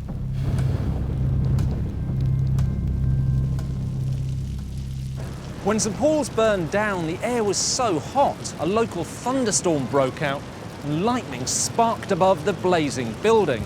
The fire now claimed 2 more official deaths, one an old lady and another an elderly man who risked the flames to get a blanket. It took less than an hour for the cathedral to be gutted, and it must have been terrifying to see, as though London were the target for the wrath of God, which is actually what people believed. The lead from the cathedral roof melted, and it poured down Ludgate Hill. The new Cathedral of St. Paul's was built within the footprint of the one lost in the Great Fire. Designed by the brilliant architect Sir Christopher Wren, it's one of the most famous landmarks in Britain. But hidden in the cathedral gardens, there's a secret hardly anyone knows about. Looking forward to this. Underground, a small part of the original cathedral still survives, and I have a unique opportunity to see it. So this is it. This is the doorway to the crypt. Can we have a look? Yeah.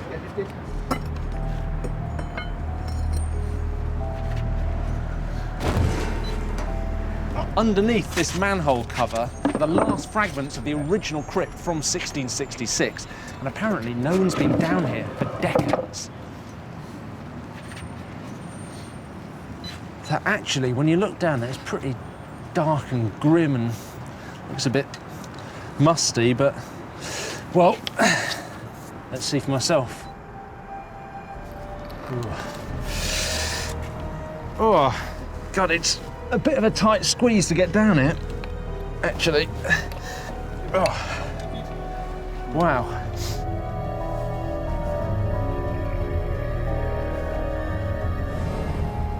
When you're down, this is pretty amazing, because here we are underneath St. Paul's, one of the great landmarks of London, one of the great landmark buildings of the world, and we can see something almost no one gets a chance to see, the pillars of medieval St. Paul's. And we can also see over here what look like scorch marks, these black marks on the stone. And it's amazing to think that those have been made by the Great Fire itself. But what you've also got to imagine is London's booksellers and Joshua Curtin placing their stock down here while the Great Fire was building, hoping against hope that all of their books, which were their livelihood, were going to be safe. And then think of them back on street level as the flames were eating the city around them, hoping that all of their precious stock down here was going to be safe. It's incredible. Their hopes were dashed. Everything was destroyed. It's good down here, but I'm off to the land of the living. The burning of St. Paul's, London's most significant religious building, shocked the city, but it also brought out the dark heart of Londoners, because someone surely had to take the blame. Surprisingly, the first to be accused was not the Pudding Lane baker, Thomas Farron. Instead, people wanted to blame foreigners for starting the fire. You have to remember that 17th century London was a social powder keg. A spark could set it off at any time. 3 days into the fire, a mob of enraged Londoners took to the streets following a rumour of a Dutch invasion. The city was descending into chaos.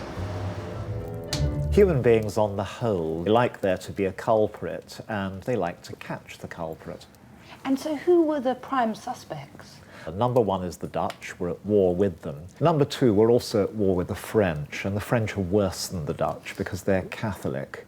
And the third are Catholics in general, the homegrown traditional English threat that actually had produced the gunpowder plot and are therefore capable of atrocity on a grand scale. During the third day of the fire, reports were coming in of a mob running amok, picking on innocent victims. I think the worst case for me is a woman with an apron full of chicks, little chickens, in Moorfields. Some nutcase thought that she was carrying fireballs in her apron. She'd been throwing them around. And a mob just got this idea, set on her the clubs and cut her breasts off. They pretty well literally went mad. Coming up next, we find out more about why the most obvious of culprits, the Pudding Lane baker himself, Mr. Farron, managed to dodge the wrath of Londoners. And we discover who actually ended up paying the ultimate price for starting the Great Fire of London.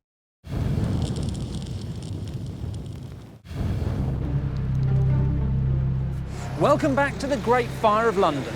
It's now early evening on Tuesday the 4th of September, the third day of the Great Fire. St Paul's is still in flames, and so is the city's economy. In this mad panic, Londoners cast the net widely for someone to blame. Against all common sense, Thomas Farron, the baker from the Pudding Lane area, is not the first to be accused. And when he finally has to answer for himself, he quickly points the finger at someone else. Thomas Farron turned out to be a master at passing the buck, and you can imagine his delight when the authorities began turning up the heat on a 26-year-old watchmaker's son from Normandy called Robert Hubert. Hubert was French, he claimed to be Catholic, and like many terrified foreigners, he was fleeing the country when he was caught. None of that boded well, but the thing that really damned him was when asked about who started the Great Fire of London, he confessed. It wasn't long before Robert Hubert was on trial and facing the death penalty, and Farron was off the hook. Amazingly, a record of Hubert's trial still exists. It's kept here at the London Metropolitan Archives, and I've been granted special permission to see it. Dr. Jacob Field is a specialist on this period and knows all about poor Robert Hubert. Jacob, what do we have here?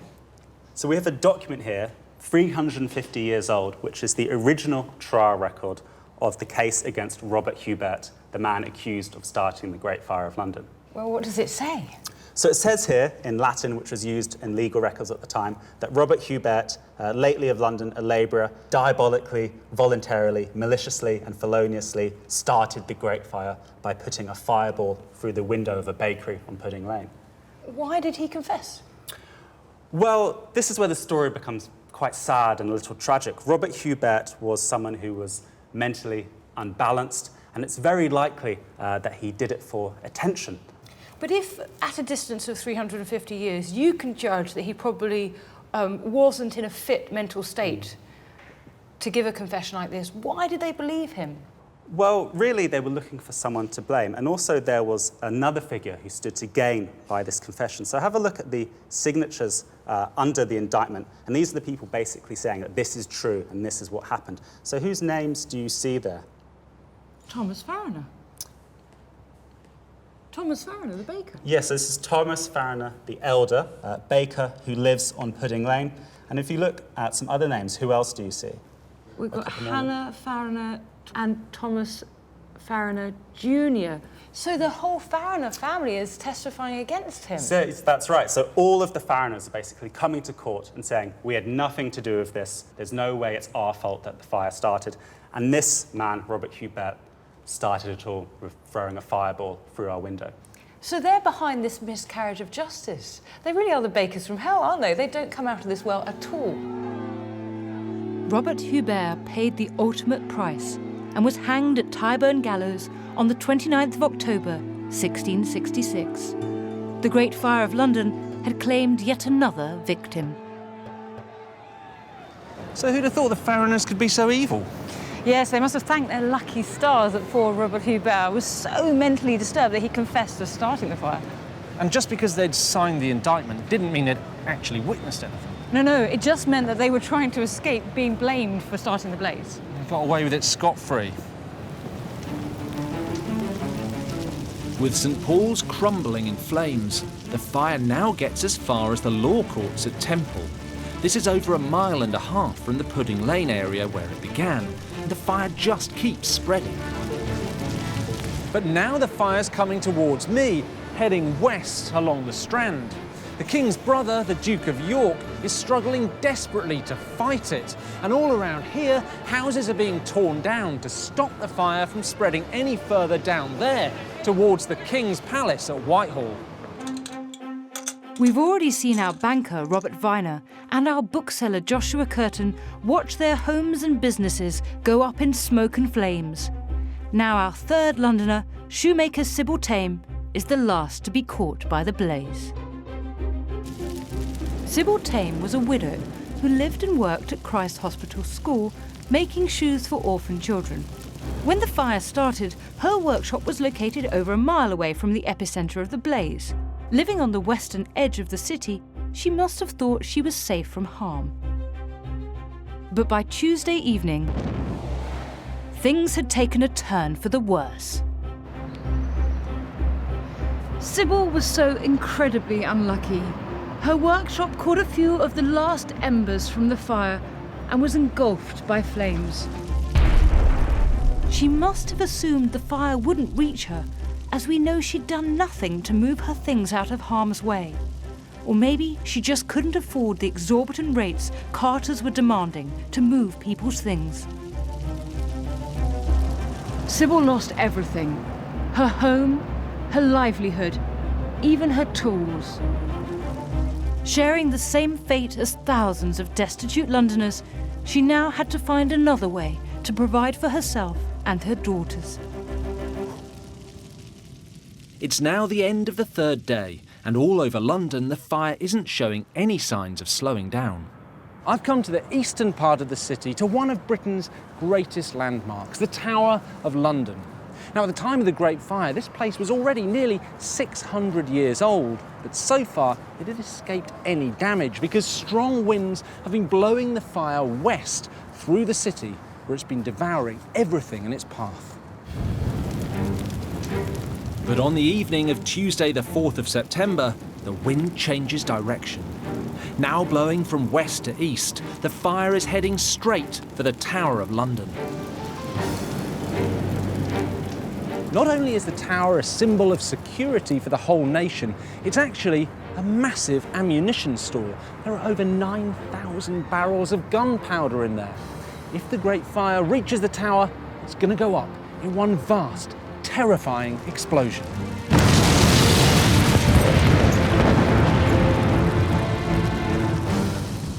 For Londoners, this has been the worst day so far. Their beloved city is being consumed before their eyes. It's been incredible to see the temperatures the Great Fire reached. And you really have to feel for those ordinary Londoners whose lives were ripped apart by the fire. No one seemed safe. But the Great Fire isn't done yet. Join us next time to find out how it changed Britain forever. That's hot. We'll find out why fire breaks could be worse than useless. Oh, there it goes again. We'll investigate how many people actually died in the blaze. My belief is that hundreds, possibly even thousands of people died in the Fire of London.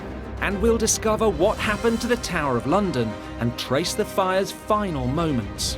This is the point where the Great Fire of London stopped.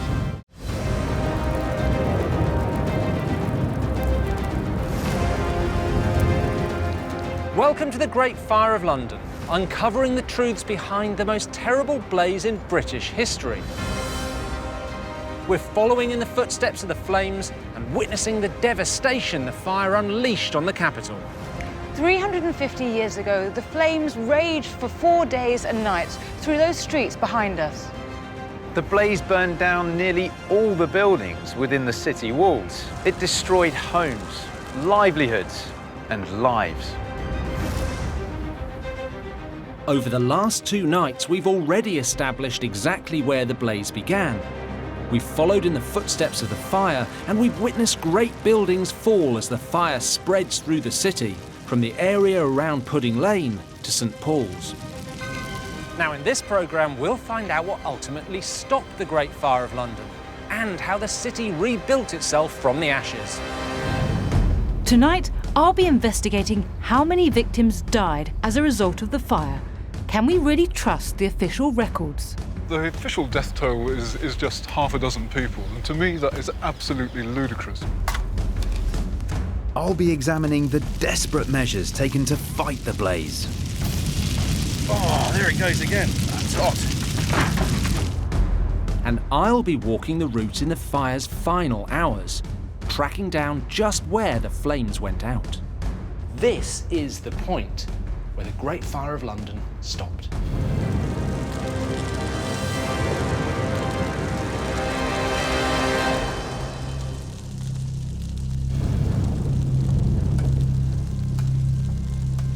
Dawn on September the 5th, 1666. For the last 3 nights, a strong wind has been blowing a raging fire west through the city of London. But overnight, that wind has changed direction, and now the fire is moving back east towards this place, the Tower of London. In 1666, the Tower is one of the most important buildings, not just in London, but in the whole country. It's the safe where the king keeps his crown jewels. It's a jail for high-profile prisoners, and it's stuffed with valuable stock belonging to London's goldsmiths, placed there to keep it safe from the fire. But most terrifying of all is that the Tower of London is the biggest ammunition dump in the entire country, because behind those 15-foot wide walls are 9,000 barrels of gunpowder, and if the fire touches those, well, it's going to create the biggest explosion that Londoners have ever witnessed.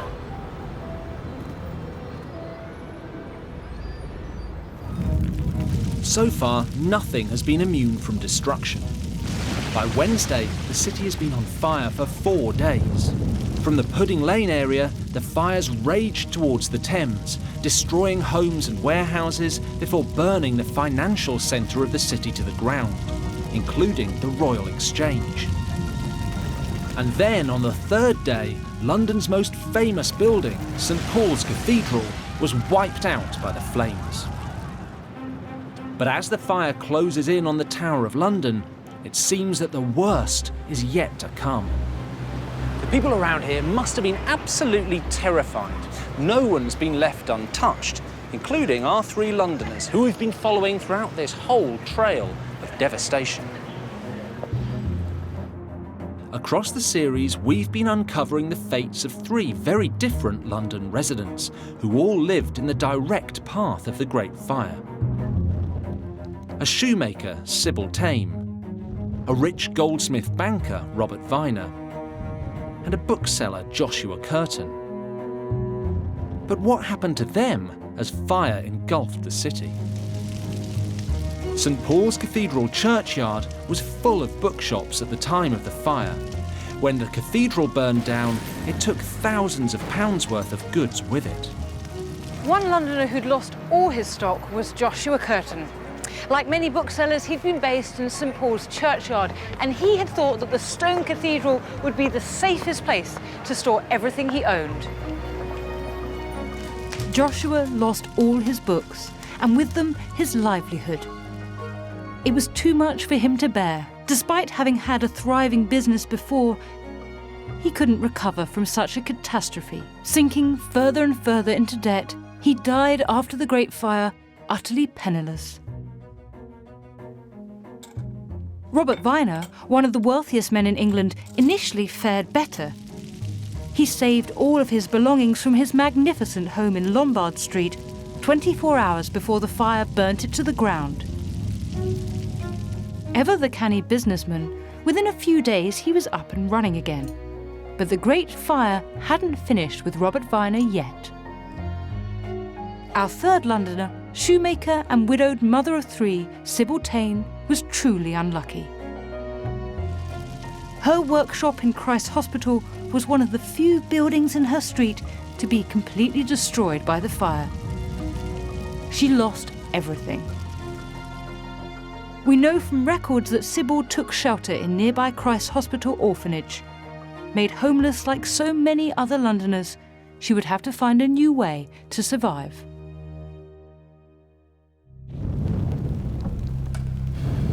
It's now 6 a.m. on Wednesday the 5th of September.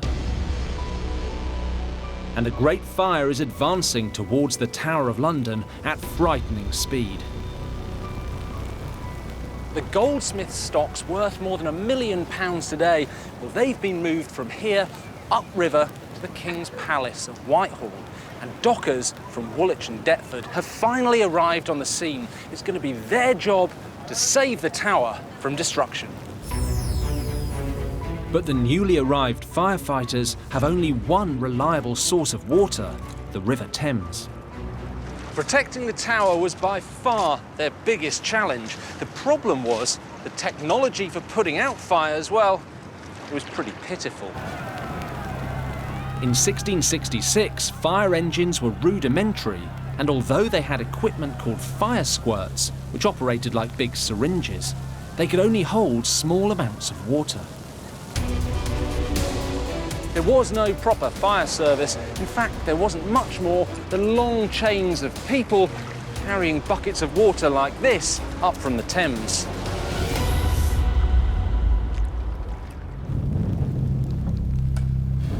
As the minutes ticked away on the morning of Wednesday the 5th of September, it must have been chaos around the tower as people watched the approaching flames with horror. After the break, we'll discover the desperate measures that were taken to prevent the Tower of London from being blown to kingdom come.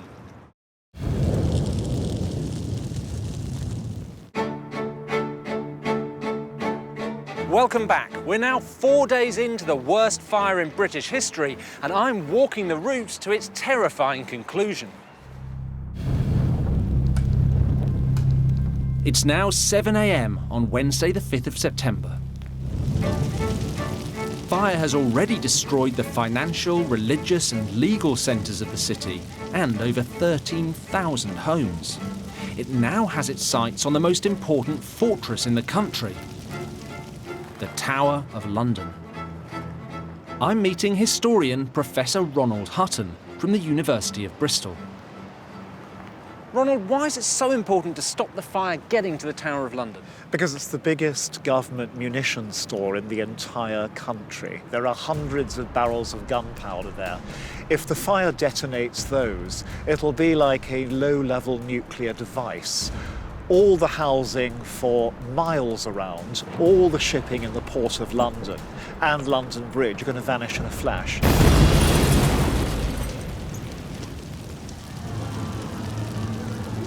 By Wednesday the 5th of September, things were looking desperate.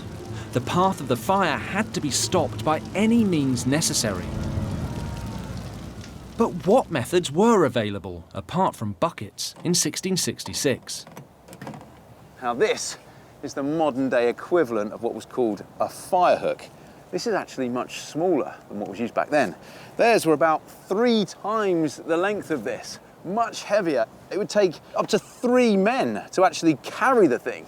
But the idea was, with this great long pole and a hook on the end of it, they'd hoist it up onto the timbers of the houses and just yank them down. Primitive stuff. They called these gaps created by tearing down houses fire breaks. At the Fire Service College in Gloucestershire, I'm investigating how they worked. We've set up replica models of the houses typically found 350 years ago. In the middle, we've created a fire break, as they would have done with the fire hook. We've torn down the house in the middle, with the idea that if this house was on fire, this one over here will be safe. We've created a gap in the middle. We've created that fire break. Let's light her up and see how it works. There it goes.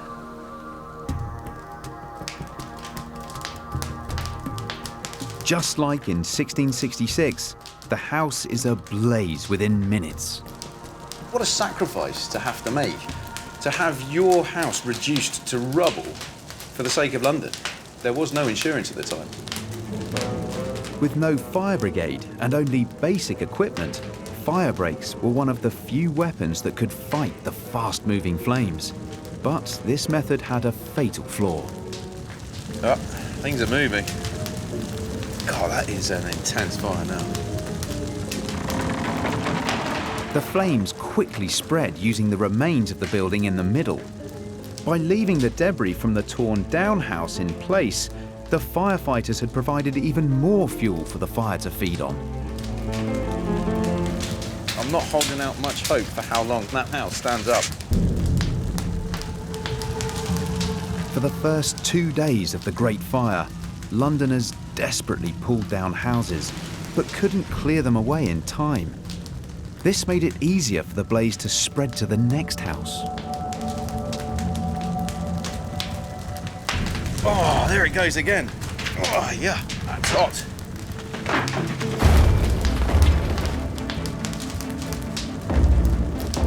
Leaving the debris behind meant the fire could rage unchecked.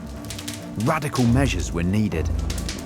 Houses were still pulled down, but this time, firefighters cleared away the remains as quickly as possible. I want to see how this proved to be a turning point in the Great Fire of London. For this test, we've removed the debris that was left between the houses. With no fuel there, the fire has nowhere to go, at least in theory. Let's test it out.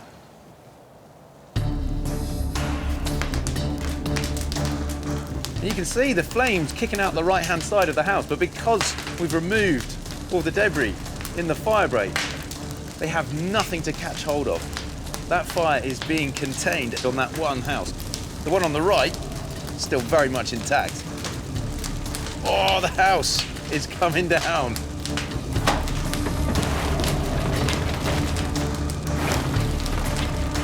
Even when the house collapses, the gap is still big enough to stop our fire spreading.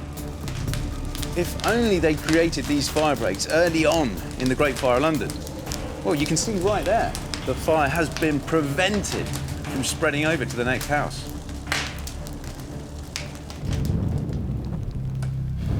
It's now 7:30 a.m. on Wednesday the 5th of September. And Londoners wait with bated breath to see if fire breaks can save the tower. How did they stop the fire from reaching the Tower of London? They demolished the housing near the tower with gunpowder and create level scorched earth between the flames and the tower. Ironically, gunpowder is used to save the gunpowder. Once the firefighters realised that gunpowder could create fire breaks more quickly, they were able to contain the fire and prevent a far worse tragedy. The tower was safe. London had been saved from a massive explosion, but death was still stalking the streets of the city. We know from eyewitness accounts that an old lady and an old man burned to death seeking shelter here at St Paul's, but the precise number of people who died during the Great Fire has been a mystery for centuries. It's time to find out how many really died. Official estimates put the death toll at just 6 people. This might seem suspicious, especially given how long the fire lasted and how vast the trail of devastation it left. It's baffling that we don't have a definitive number. especially given that the authorities actually kept incredibly detailed records into how many people died in 17th century London. Held at the London Metropolitan Archives, the Bills of Mortality, as they're known, record how individuals met their ends in the ordinary course of events, down to the goriest and grisliest of details. Historian Professor Vanessa Harding has been researching them. Do you have a favourite cause of death, if one could ask such a strange question? Well, I suppose that this is a man found dead in the common sewer at St Catherine by the Tower. That sounds like a particularly horrible way to die. I'm sure it is, yes, yes. Even those who didn't die face down in sewage have their deaths carefully noted in the records of 1666. 22 died of dropsy, or swelling due to fluid. 15 perished after a fever, and 10 expired from griping in the guts. And we have some other ones here as well. Scalded in a brewer's mash vat at Stepney. Oh, that sounds like a horrible way to go. Yes. So if we turned to September 1666, there seems to be some pages missing here. What can it tell us about the Great Fire? It tells us basically that the printing press and that the reporting of deaths both broke down at the time of the fire. So in that sense, they cannot tell us anything about how many people died. Given that we do have this absence, this gap in the records, in terms of recording how many people died, does that not suggest that many people might have died in the Great Fire? Many people might have died, but I don't think that they did. By this time, this is a society that is so full of news and information and gossip that if there had been a major loss of life, somebody would have known about it, and many people would have talked about it. But other historians think some Londoners could have slipped through the net and died without trace. Could the death toll actually be in the hundreds, even the thousands? Historian Neil Hansen has written a book about deaths caused by the Great Fire. He has a controversial new argument. So, Neil, you have a theory, don't you, about how many people died in the Great Fire? I do. The official death toll is just half a dozen people, and to me that is absolutely ludicrous. When every other great fire disaster in history has claimed tens, hundreds, thousands of lives. So you think that there are vast numbers of people who just disappeared and we have no record of them? My belief is that hundreds, possibly even thousands of people died in the fire of London, but because they were the poor, nobody cared whether they lived or died, their deaths simply went unrecorded. London's poor occupied a warren of blind alleys and closed courts down by the river, some of the most run-down, most flammable buildings in the city. When the Great Fire struck, this whole area was destroyed. One of the king's most senior courtiers remarked that the fire was the greatest blessing that God ever conferred upon the king because it had eradicated the slums and tenements down by the river and the poor who lived in them, festering sources of the plague, but also festering sources of criminality and opposition to the king. Where were all these poor that you think died in the fire then? The reason there were no bodies was not because people hadn't died, it was because the bodies had been utterly destroyed in the fire. In the last programme, Rob discovered what the searing heat of the Great Fire, reaching over 1,000 degrees, could do to metal. Look at that. But could these temperatures be enough to consume a human body? If you're going to cremate a body, you need a temperature of 750 degrees for about an hour to an hour and a half. You don't need to add any heat source after that. The body will burn on the fat stored within the body. And all you'll be left with is a couple of pounds of grey dust and a few fragments of bone, no bigger than that sort of size. The fires of London were probably twice as hot as that, certainly hot enough to melt iron and steel. The great iron bars of Newgate Jail, thick as a man's wrist, they were melted in the fire, the locks and chains of the city's gates. So the temperature was that hot. It was sustained for hours, days, and even weeks. It's actually terrifying, the idea that there might have been hundreds or thousands of people who just disappeared. Of course, the fit and the able-bodied would have escaped. But what about the very young, the very old, the halt, the sick, and the lame? How could they possibly have escaped from this inferno?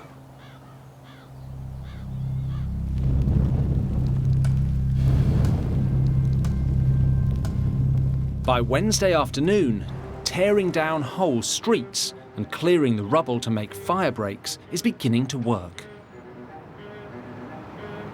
But that wasn't all slowing the spread of the fire. Around 4 in the afternoon, after 4 days of terrible gales, the wind that had been fanning the flames finally dropped. The fire lost its brutal ferocity.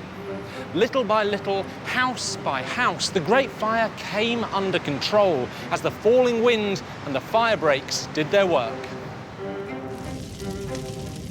One place that shows where the fire was extinguished is Merchant Taylors' Hall in Threadneedle Street, the trade guild that represented tailors. Much of the building was gutted by the flames. This beautiful hall dates from after the Great Fire of London, and one reason for that is because it was all destroyed during the fire. But the room holds one incredible secret, and to find it, you've got to look behind this wooden panelling. Now, if you come in here, you can still see the old medieval walls and ceiling of old Merchant Taylors' Hall. And on that side, everything survived the fire. But on this side, everything was destroyed. So I'm actually standing on the limit of where the fire reached. This is the point where the Great Fire of London stopped.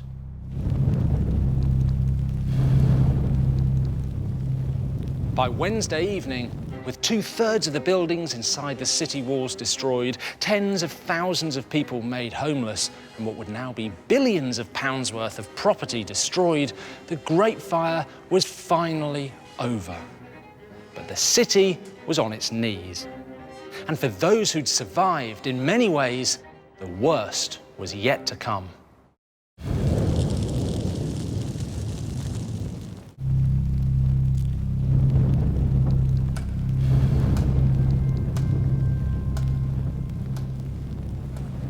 Welcome back. It's Thursday, the day after the Great Fire ended.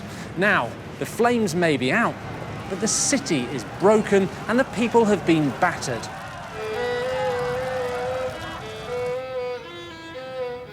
I'm tracing what happened to Londoners in the days that followed. The story takes me out of the centre into the fields of Hampstead, north of the city. Now it's very much part of London, but back then it would have been rural farms and villages. If you'd looked out over this view in September 1666, not only would you have seen enormous plumes of smoke rising into the upper atmosphere and alarming orange flames on the horizon, but you'd have seen masses of desperate people trudging in this direction in search of food and shelter. The fire had caused a refugee crisis on an unprecedented scale. Within a matter of days, around 100,000 Londoners had lost their homes and were flooding into the open spaces surrounding the city. This is Parliament Hill in North London. It's calm, peaceful, a relief from the hubbub of the city. But just hours after the fire had started, it had been transformed into a vast refugee camp. With so many people on the brink of starvation, something had to be done. It was a tense situation. The authorities had to act.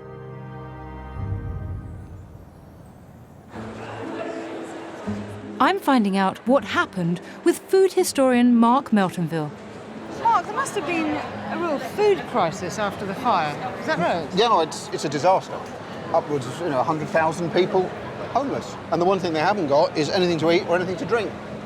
But London's starving residents were saved by a stroke of good fortune. The one thing that was really lucky for everyone was it was September, the harvest in. There is food all across Britain, and that food, fire or not, was already heading down to the London market. What you have to do is set up places for people to get to that food, because it's on its way. The government organised temporary markets so people could buy and sell produce. It also looked for more immediate solutions to the crisis, releasing military rations to feed the refugees. One of the ideas was to use the supplies of Army and Navy biscuits. So what is this ship's biscuit? They are flour, water and salt. That they call the horse feed taken away, and as you're finding, almost totally unbreakable. So how do they eat it? If you just chew on that, you can slowly crumble it away. But I wouldn't risk my crowns on there if I was you. But the ship's Biscuits couldn't compete with the fresh food already pouring into London's emergency markets. When the authorities got there with the biscuits, everyone went, no, it's all right. I think we'll stick with the bread and cheese, thanks very much. The survivors of the fire now had food, but they still had no money or livelihood. They desperately needed cash to keep them going into winter. One man who witnessed their plight was writer Samuel Peeps. We think of the welfare state as a modern idea. But in fact, the 17th century had its own system of financial relief to help the victims of major disasters like the Great Fire. And it was at churches like this one, St Olaf Hart Street, Pepys's own church, that people were encouraged to dig deep into their pockets and help support the victims. Miraculously, the Great Fire stopped just a few hundred yards short of St Olaf's, so the church was spared. A few days after the fire ended, Samuel Pepys attended a service here. In his diary, Pepys describes how our parson made a melancholy but good sermon, and many and most in the church cried, especially the women. He would have been sitting almost exactly where I am now when he heard that, and reading his diary, it's clear that the church was full of distraught Londoners, many of whom had been made homeless by the fire, and who needed every little bit of help that they could get. Historian Dr. Jacob Field has been researching how the church provided poor relief for impoverished Londoners in the months after the fire. How did this poor relief fund work? Was it like, I don't know, sport relief today or poppy aid? Very similar. So about a month after the fire, Charles II issued a proclamation basically asking all of the parishes in England and Wales to hold a collection to raise money for the poor people of London to help them in their recovery from the fire. And did it work? It worked fairly well. The two most generous counties were Yorkshire, which gave about £1,200, and Devon, which raised £1,500. And where were the stingy places? Well, unfortunately, I have to point the finger at Wales. The whole of the Principality gave just £33 to the collection. So to give some idea of a comparison, this church, St Olaf Hart Street, gave £30 to the collection as well. So one London parish gave about the same amount as all of Wales. Did they not care about London? I think people did care, but you have to remember, at the time this collection was made, England was at war, they were just recovering from a bout of plague, and they'd just given money to a big relief fund to help out plague victims. So there was, a sense, some compassion fatigue at the time. It's now the evening of Thursday, 6th of September. And although the fire is finally out, the homeless living in green spaces around the city are becoming restless and anxious. To prevent rioting, a legal process was set up known as fire courts. Fire courts were to compensate people for their losses, but also to resolve disputes between tenants and landlords. Because there was no fire insurance, right? That's right. And in fact, most people at the time rented, and their leases said that they had to pay for any damage, and they had to continue to pay rent on the buildings, even though they no longer existed. Hold on. They had to rebuild their houses even though they didn't own them. I know. That's completely outrageous. Charles II had said that the fire was an act of God, and this meant the tenants had to pay. So what were most people doing? Just sleeping out in places like this? Yes, I mean, people stayed here for up to 8 years. The majority then went home, but 25% of people never returned.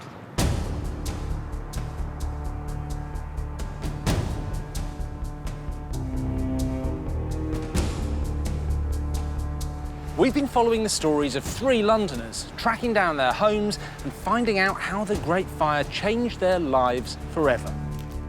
We saw earlier how the fire drove bookseller Joshua Curtin to his death. Now we can discover the fate the fire had in store for our 2 other Londoners, banker Robert Weiner and shoemaker Sybil Tame. Sybil lived in Christ's Hospital, near St Bart's. Sybil Tame was a widow with 3 children to feed. She earned her living as a shoemaker at Christ's Hospital School. She had a rocky relationship with the school authorities for entertaining men in her rooms late at night. When the flames destroyed her home and workshop, she was left destitute. As a result of the Great Fire, Sybil was forced to give up shoemaking altogether. But she was nothing if not enterprising, and determined to make a living, she begged the school authorities for permission to set up a stall selling alcohol on the grounds. But we know from records of the time, her new venture didn't last long. Over the years of her career at Christ's Hospital, Sybil had been in trouble with the school authorities on many occasions. But when she plied a young Cambridge scholar with drink, the school decided enough was enough. She was ordered to shut down her liquor stall and sell off all her stock. We don't know if Sybil ever worked as a shoemaker again, but she did leave something behind. And it's here, deep within the vaults of the Museum of London. I've got something really exciting here, something that has survived for 350 years. And if it's going to survive for another 350, I need to put these on before I touch it. It's something very tiny, but something really important. It's a trade token that shoemakers used as a form of credit. But it's not just any trade token. On it, it says Christ for Christ's Hospital, and then, and this is just wondrous, it says Sybil Tame. In other words, it has her name on it. This is something she had made and she issued. And in the centre, it has a picture of a shoe and 2 stars. So this is like her logo. So isn't this incredible? Something from Sybil Tame survives to this day.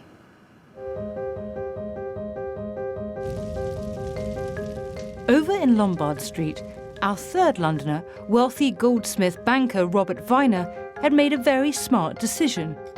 A day before the fire reached his house, he arranged to have his most precious valuables moved to Windsor Castle, home of his friend, King Charles II. The fact that Charles granted Robert Weiner special permission to hide his things at Windsor was hardly surprising, given that Weiner had been funding Charles's extravagant lifestyle for years. The king was literally in his debt. But Robert Weiner had made a fatal mistake in lending money to a king. A spendthrift like Charles was more interested in protecting himself than paying back his creditors. After the fire, King Charles II realised that his indulgent lifestyle and the vast cost of the war against the Dutch had left him with a bill that he wasn't prepared to pay. In a sly and devastating move, the king cancelled his debts, creating chaos in the financial markets. For Robert Weiner, this was a disaster. The king owed him the equivalent of £30 million in today's money, and now he wasn't prepared to pay it back. With no chance of having his loans repaid, Robert Weiner was plunged into debt. The man who had made the king's own crown was declared bankrupt. The demands from creditors, combined with the death of his son, broke Robert Weiner's heart. He died penniless. Friday, September the 7th, 1666. The Great Fire has now been over for 2 days, but London is still reeling from the disaster. Although the fire had rampaged through London, it had actually spared a lot of the city's hospitals, including the one here at Smithfield, St Bartholomew's, or as we call it today, St Bart's.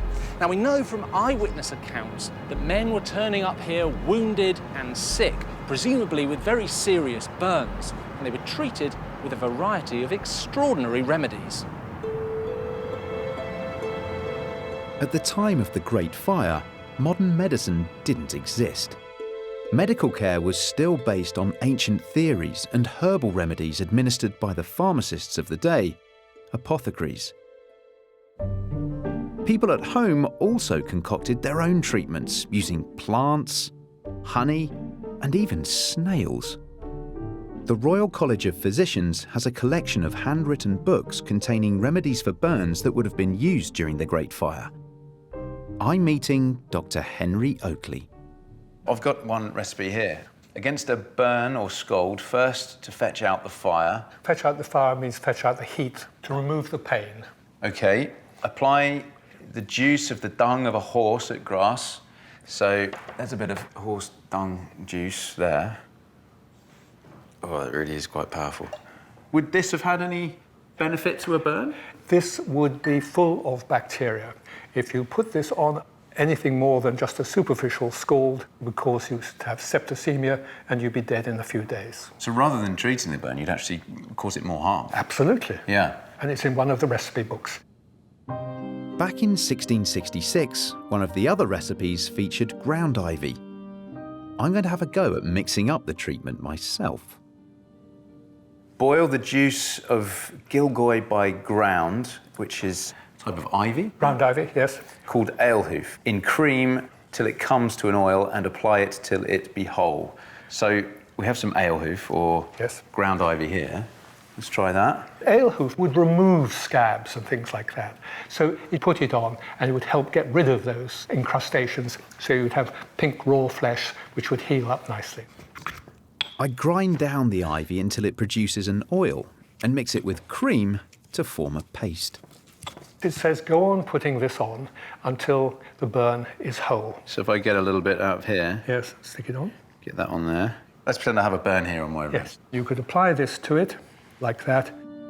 But these recipes weren't always accurately written down. This one actually recommends the wrong ivy. Am I safe with this on here now? I should have asked this earlier. I would wipe it off now if I was you. Fair enough. Another remedy looks a bit more promising. It suggests using poppy sap, otherwise known as morphine, mixed with the sap from poplar trees.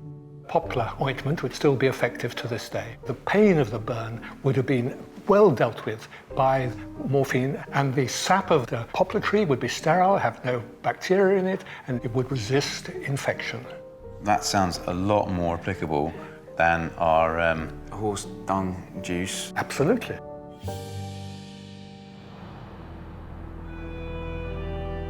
The Londoners of 1666 looked around at their ruined city and were broken-hearted. An eyewitness account of the days after the fire describes clambering over mountains of yet smoking rubbish and frequently mistaking where I was. The ground under my feet so hot has made me not only sweat, but even burned the soles of my shoes. As people started to take in the vast trail of destruction the Great Fire had left, they began to realise that with only a few exceptions, the old city was gone forever, and there was no way that it could ever be rebuilt. After the break, a new London emerges from the ashes.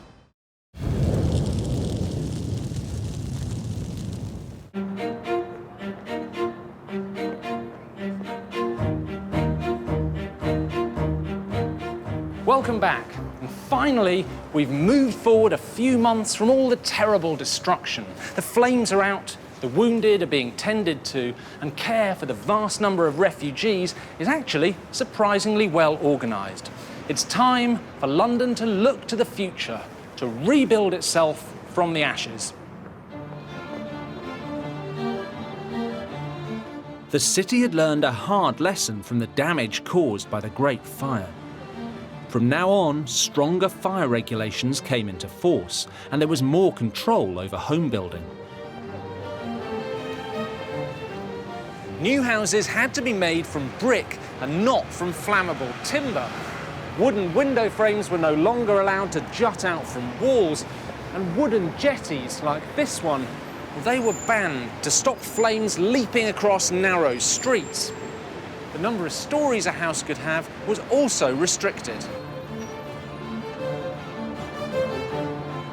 For the first time, London had elegant rows of brick terraced houses. Now there's a house down this street I really want to show you. It's number 5 to 6 Crane Court. It's brick built, it's flat-fronted, it's a world away from those Tudor, timber-framed, higgledy-piggledy houses of old London. And there's a reason for that, because this place originally dates to 1670. It was built by Nicholas Barban, the man who started London's first fire insurance company. This uniform, flat-fronted look became fashionable all over the country, with elegant terraces in places like Bath and Brighton. Britain was changing. London's physical layout altered as well, as I found out when I met up with Professor Ronald Hutton.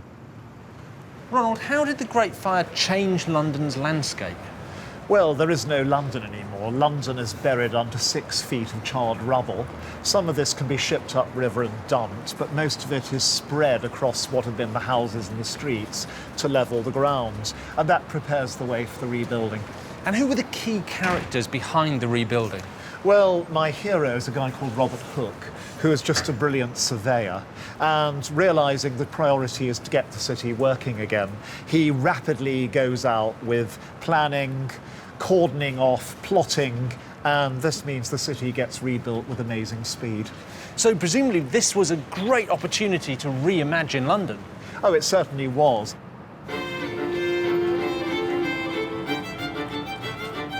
Thanks to the skill of planners like Robert Hooke, incredibly, just 10 years after the Great Fire, most of the city was up and running again. These days, London is a bustling hub of activity, as it has been for centuries. The old houses and churches, now overshadowed by office blocks and skyscrapers. The most famous symbol of the Great Fire is this, the monument Sir Christopher Wren and Robert Hooke were commissioned to build shortly after the fire. When the monument was built, London's skyline was much lower than it is now, so for years this would have towered over everything around it. Wren built it to be exactly 202 feet tall. So if you took it and lay it down on its side, the top would land just in front of that blue car, exactly where Thomas Farroner's bakery was and where the Great Fire of London first started. As we've already discovered, the precise spot where it began isn't in Pudding Lane, but in what is now Monument Street. We now know from new evidence that the Great Fire of London almost certainly started right here from a spark in Thomas Farroner's bakery. Now, Farroner did his best to distance himself from any blame, even helping to send a poor, confused Frenchman, Robert Hubert, to his death. But there's a twist to the tale, because in 1986, the Worshipful Company of Bakers issued an apology on Thomas Farroner's behalf, only 320 years too late.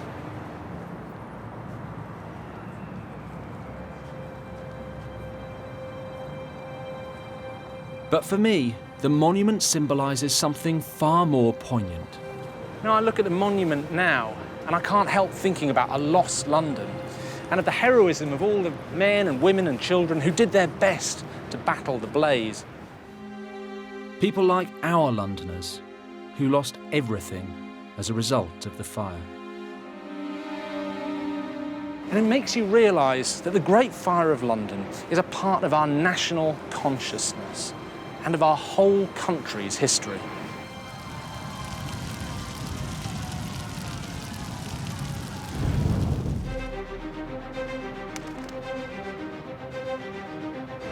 Well, that's the end of our journey through the Great Fire of London. And it's been incredible to see how it changed history and shaped London today. For me, the most extraordinary thing was experiencing the power of the fire and the bravery of those people who attempted to put it out, armed with the most basic equipment. I loved going down into that crypt under St. Paul's and seeing where the poor booksellers had put their books, hoping they'd escape from the fire. For me, it was the human side of the story, holding that actual trade token from Sybil Tame, feeling that connection with a Londoner from the time of the Great Fire. It was extraordinary. It's been fascinating spending 3 nights walking in the footsteps of the Great Fire of London.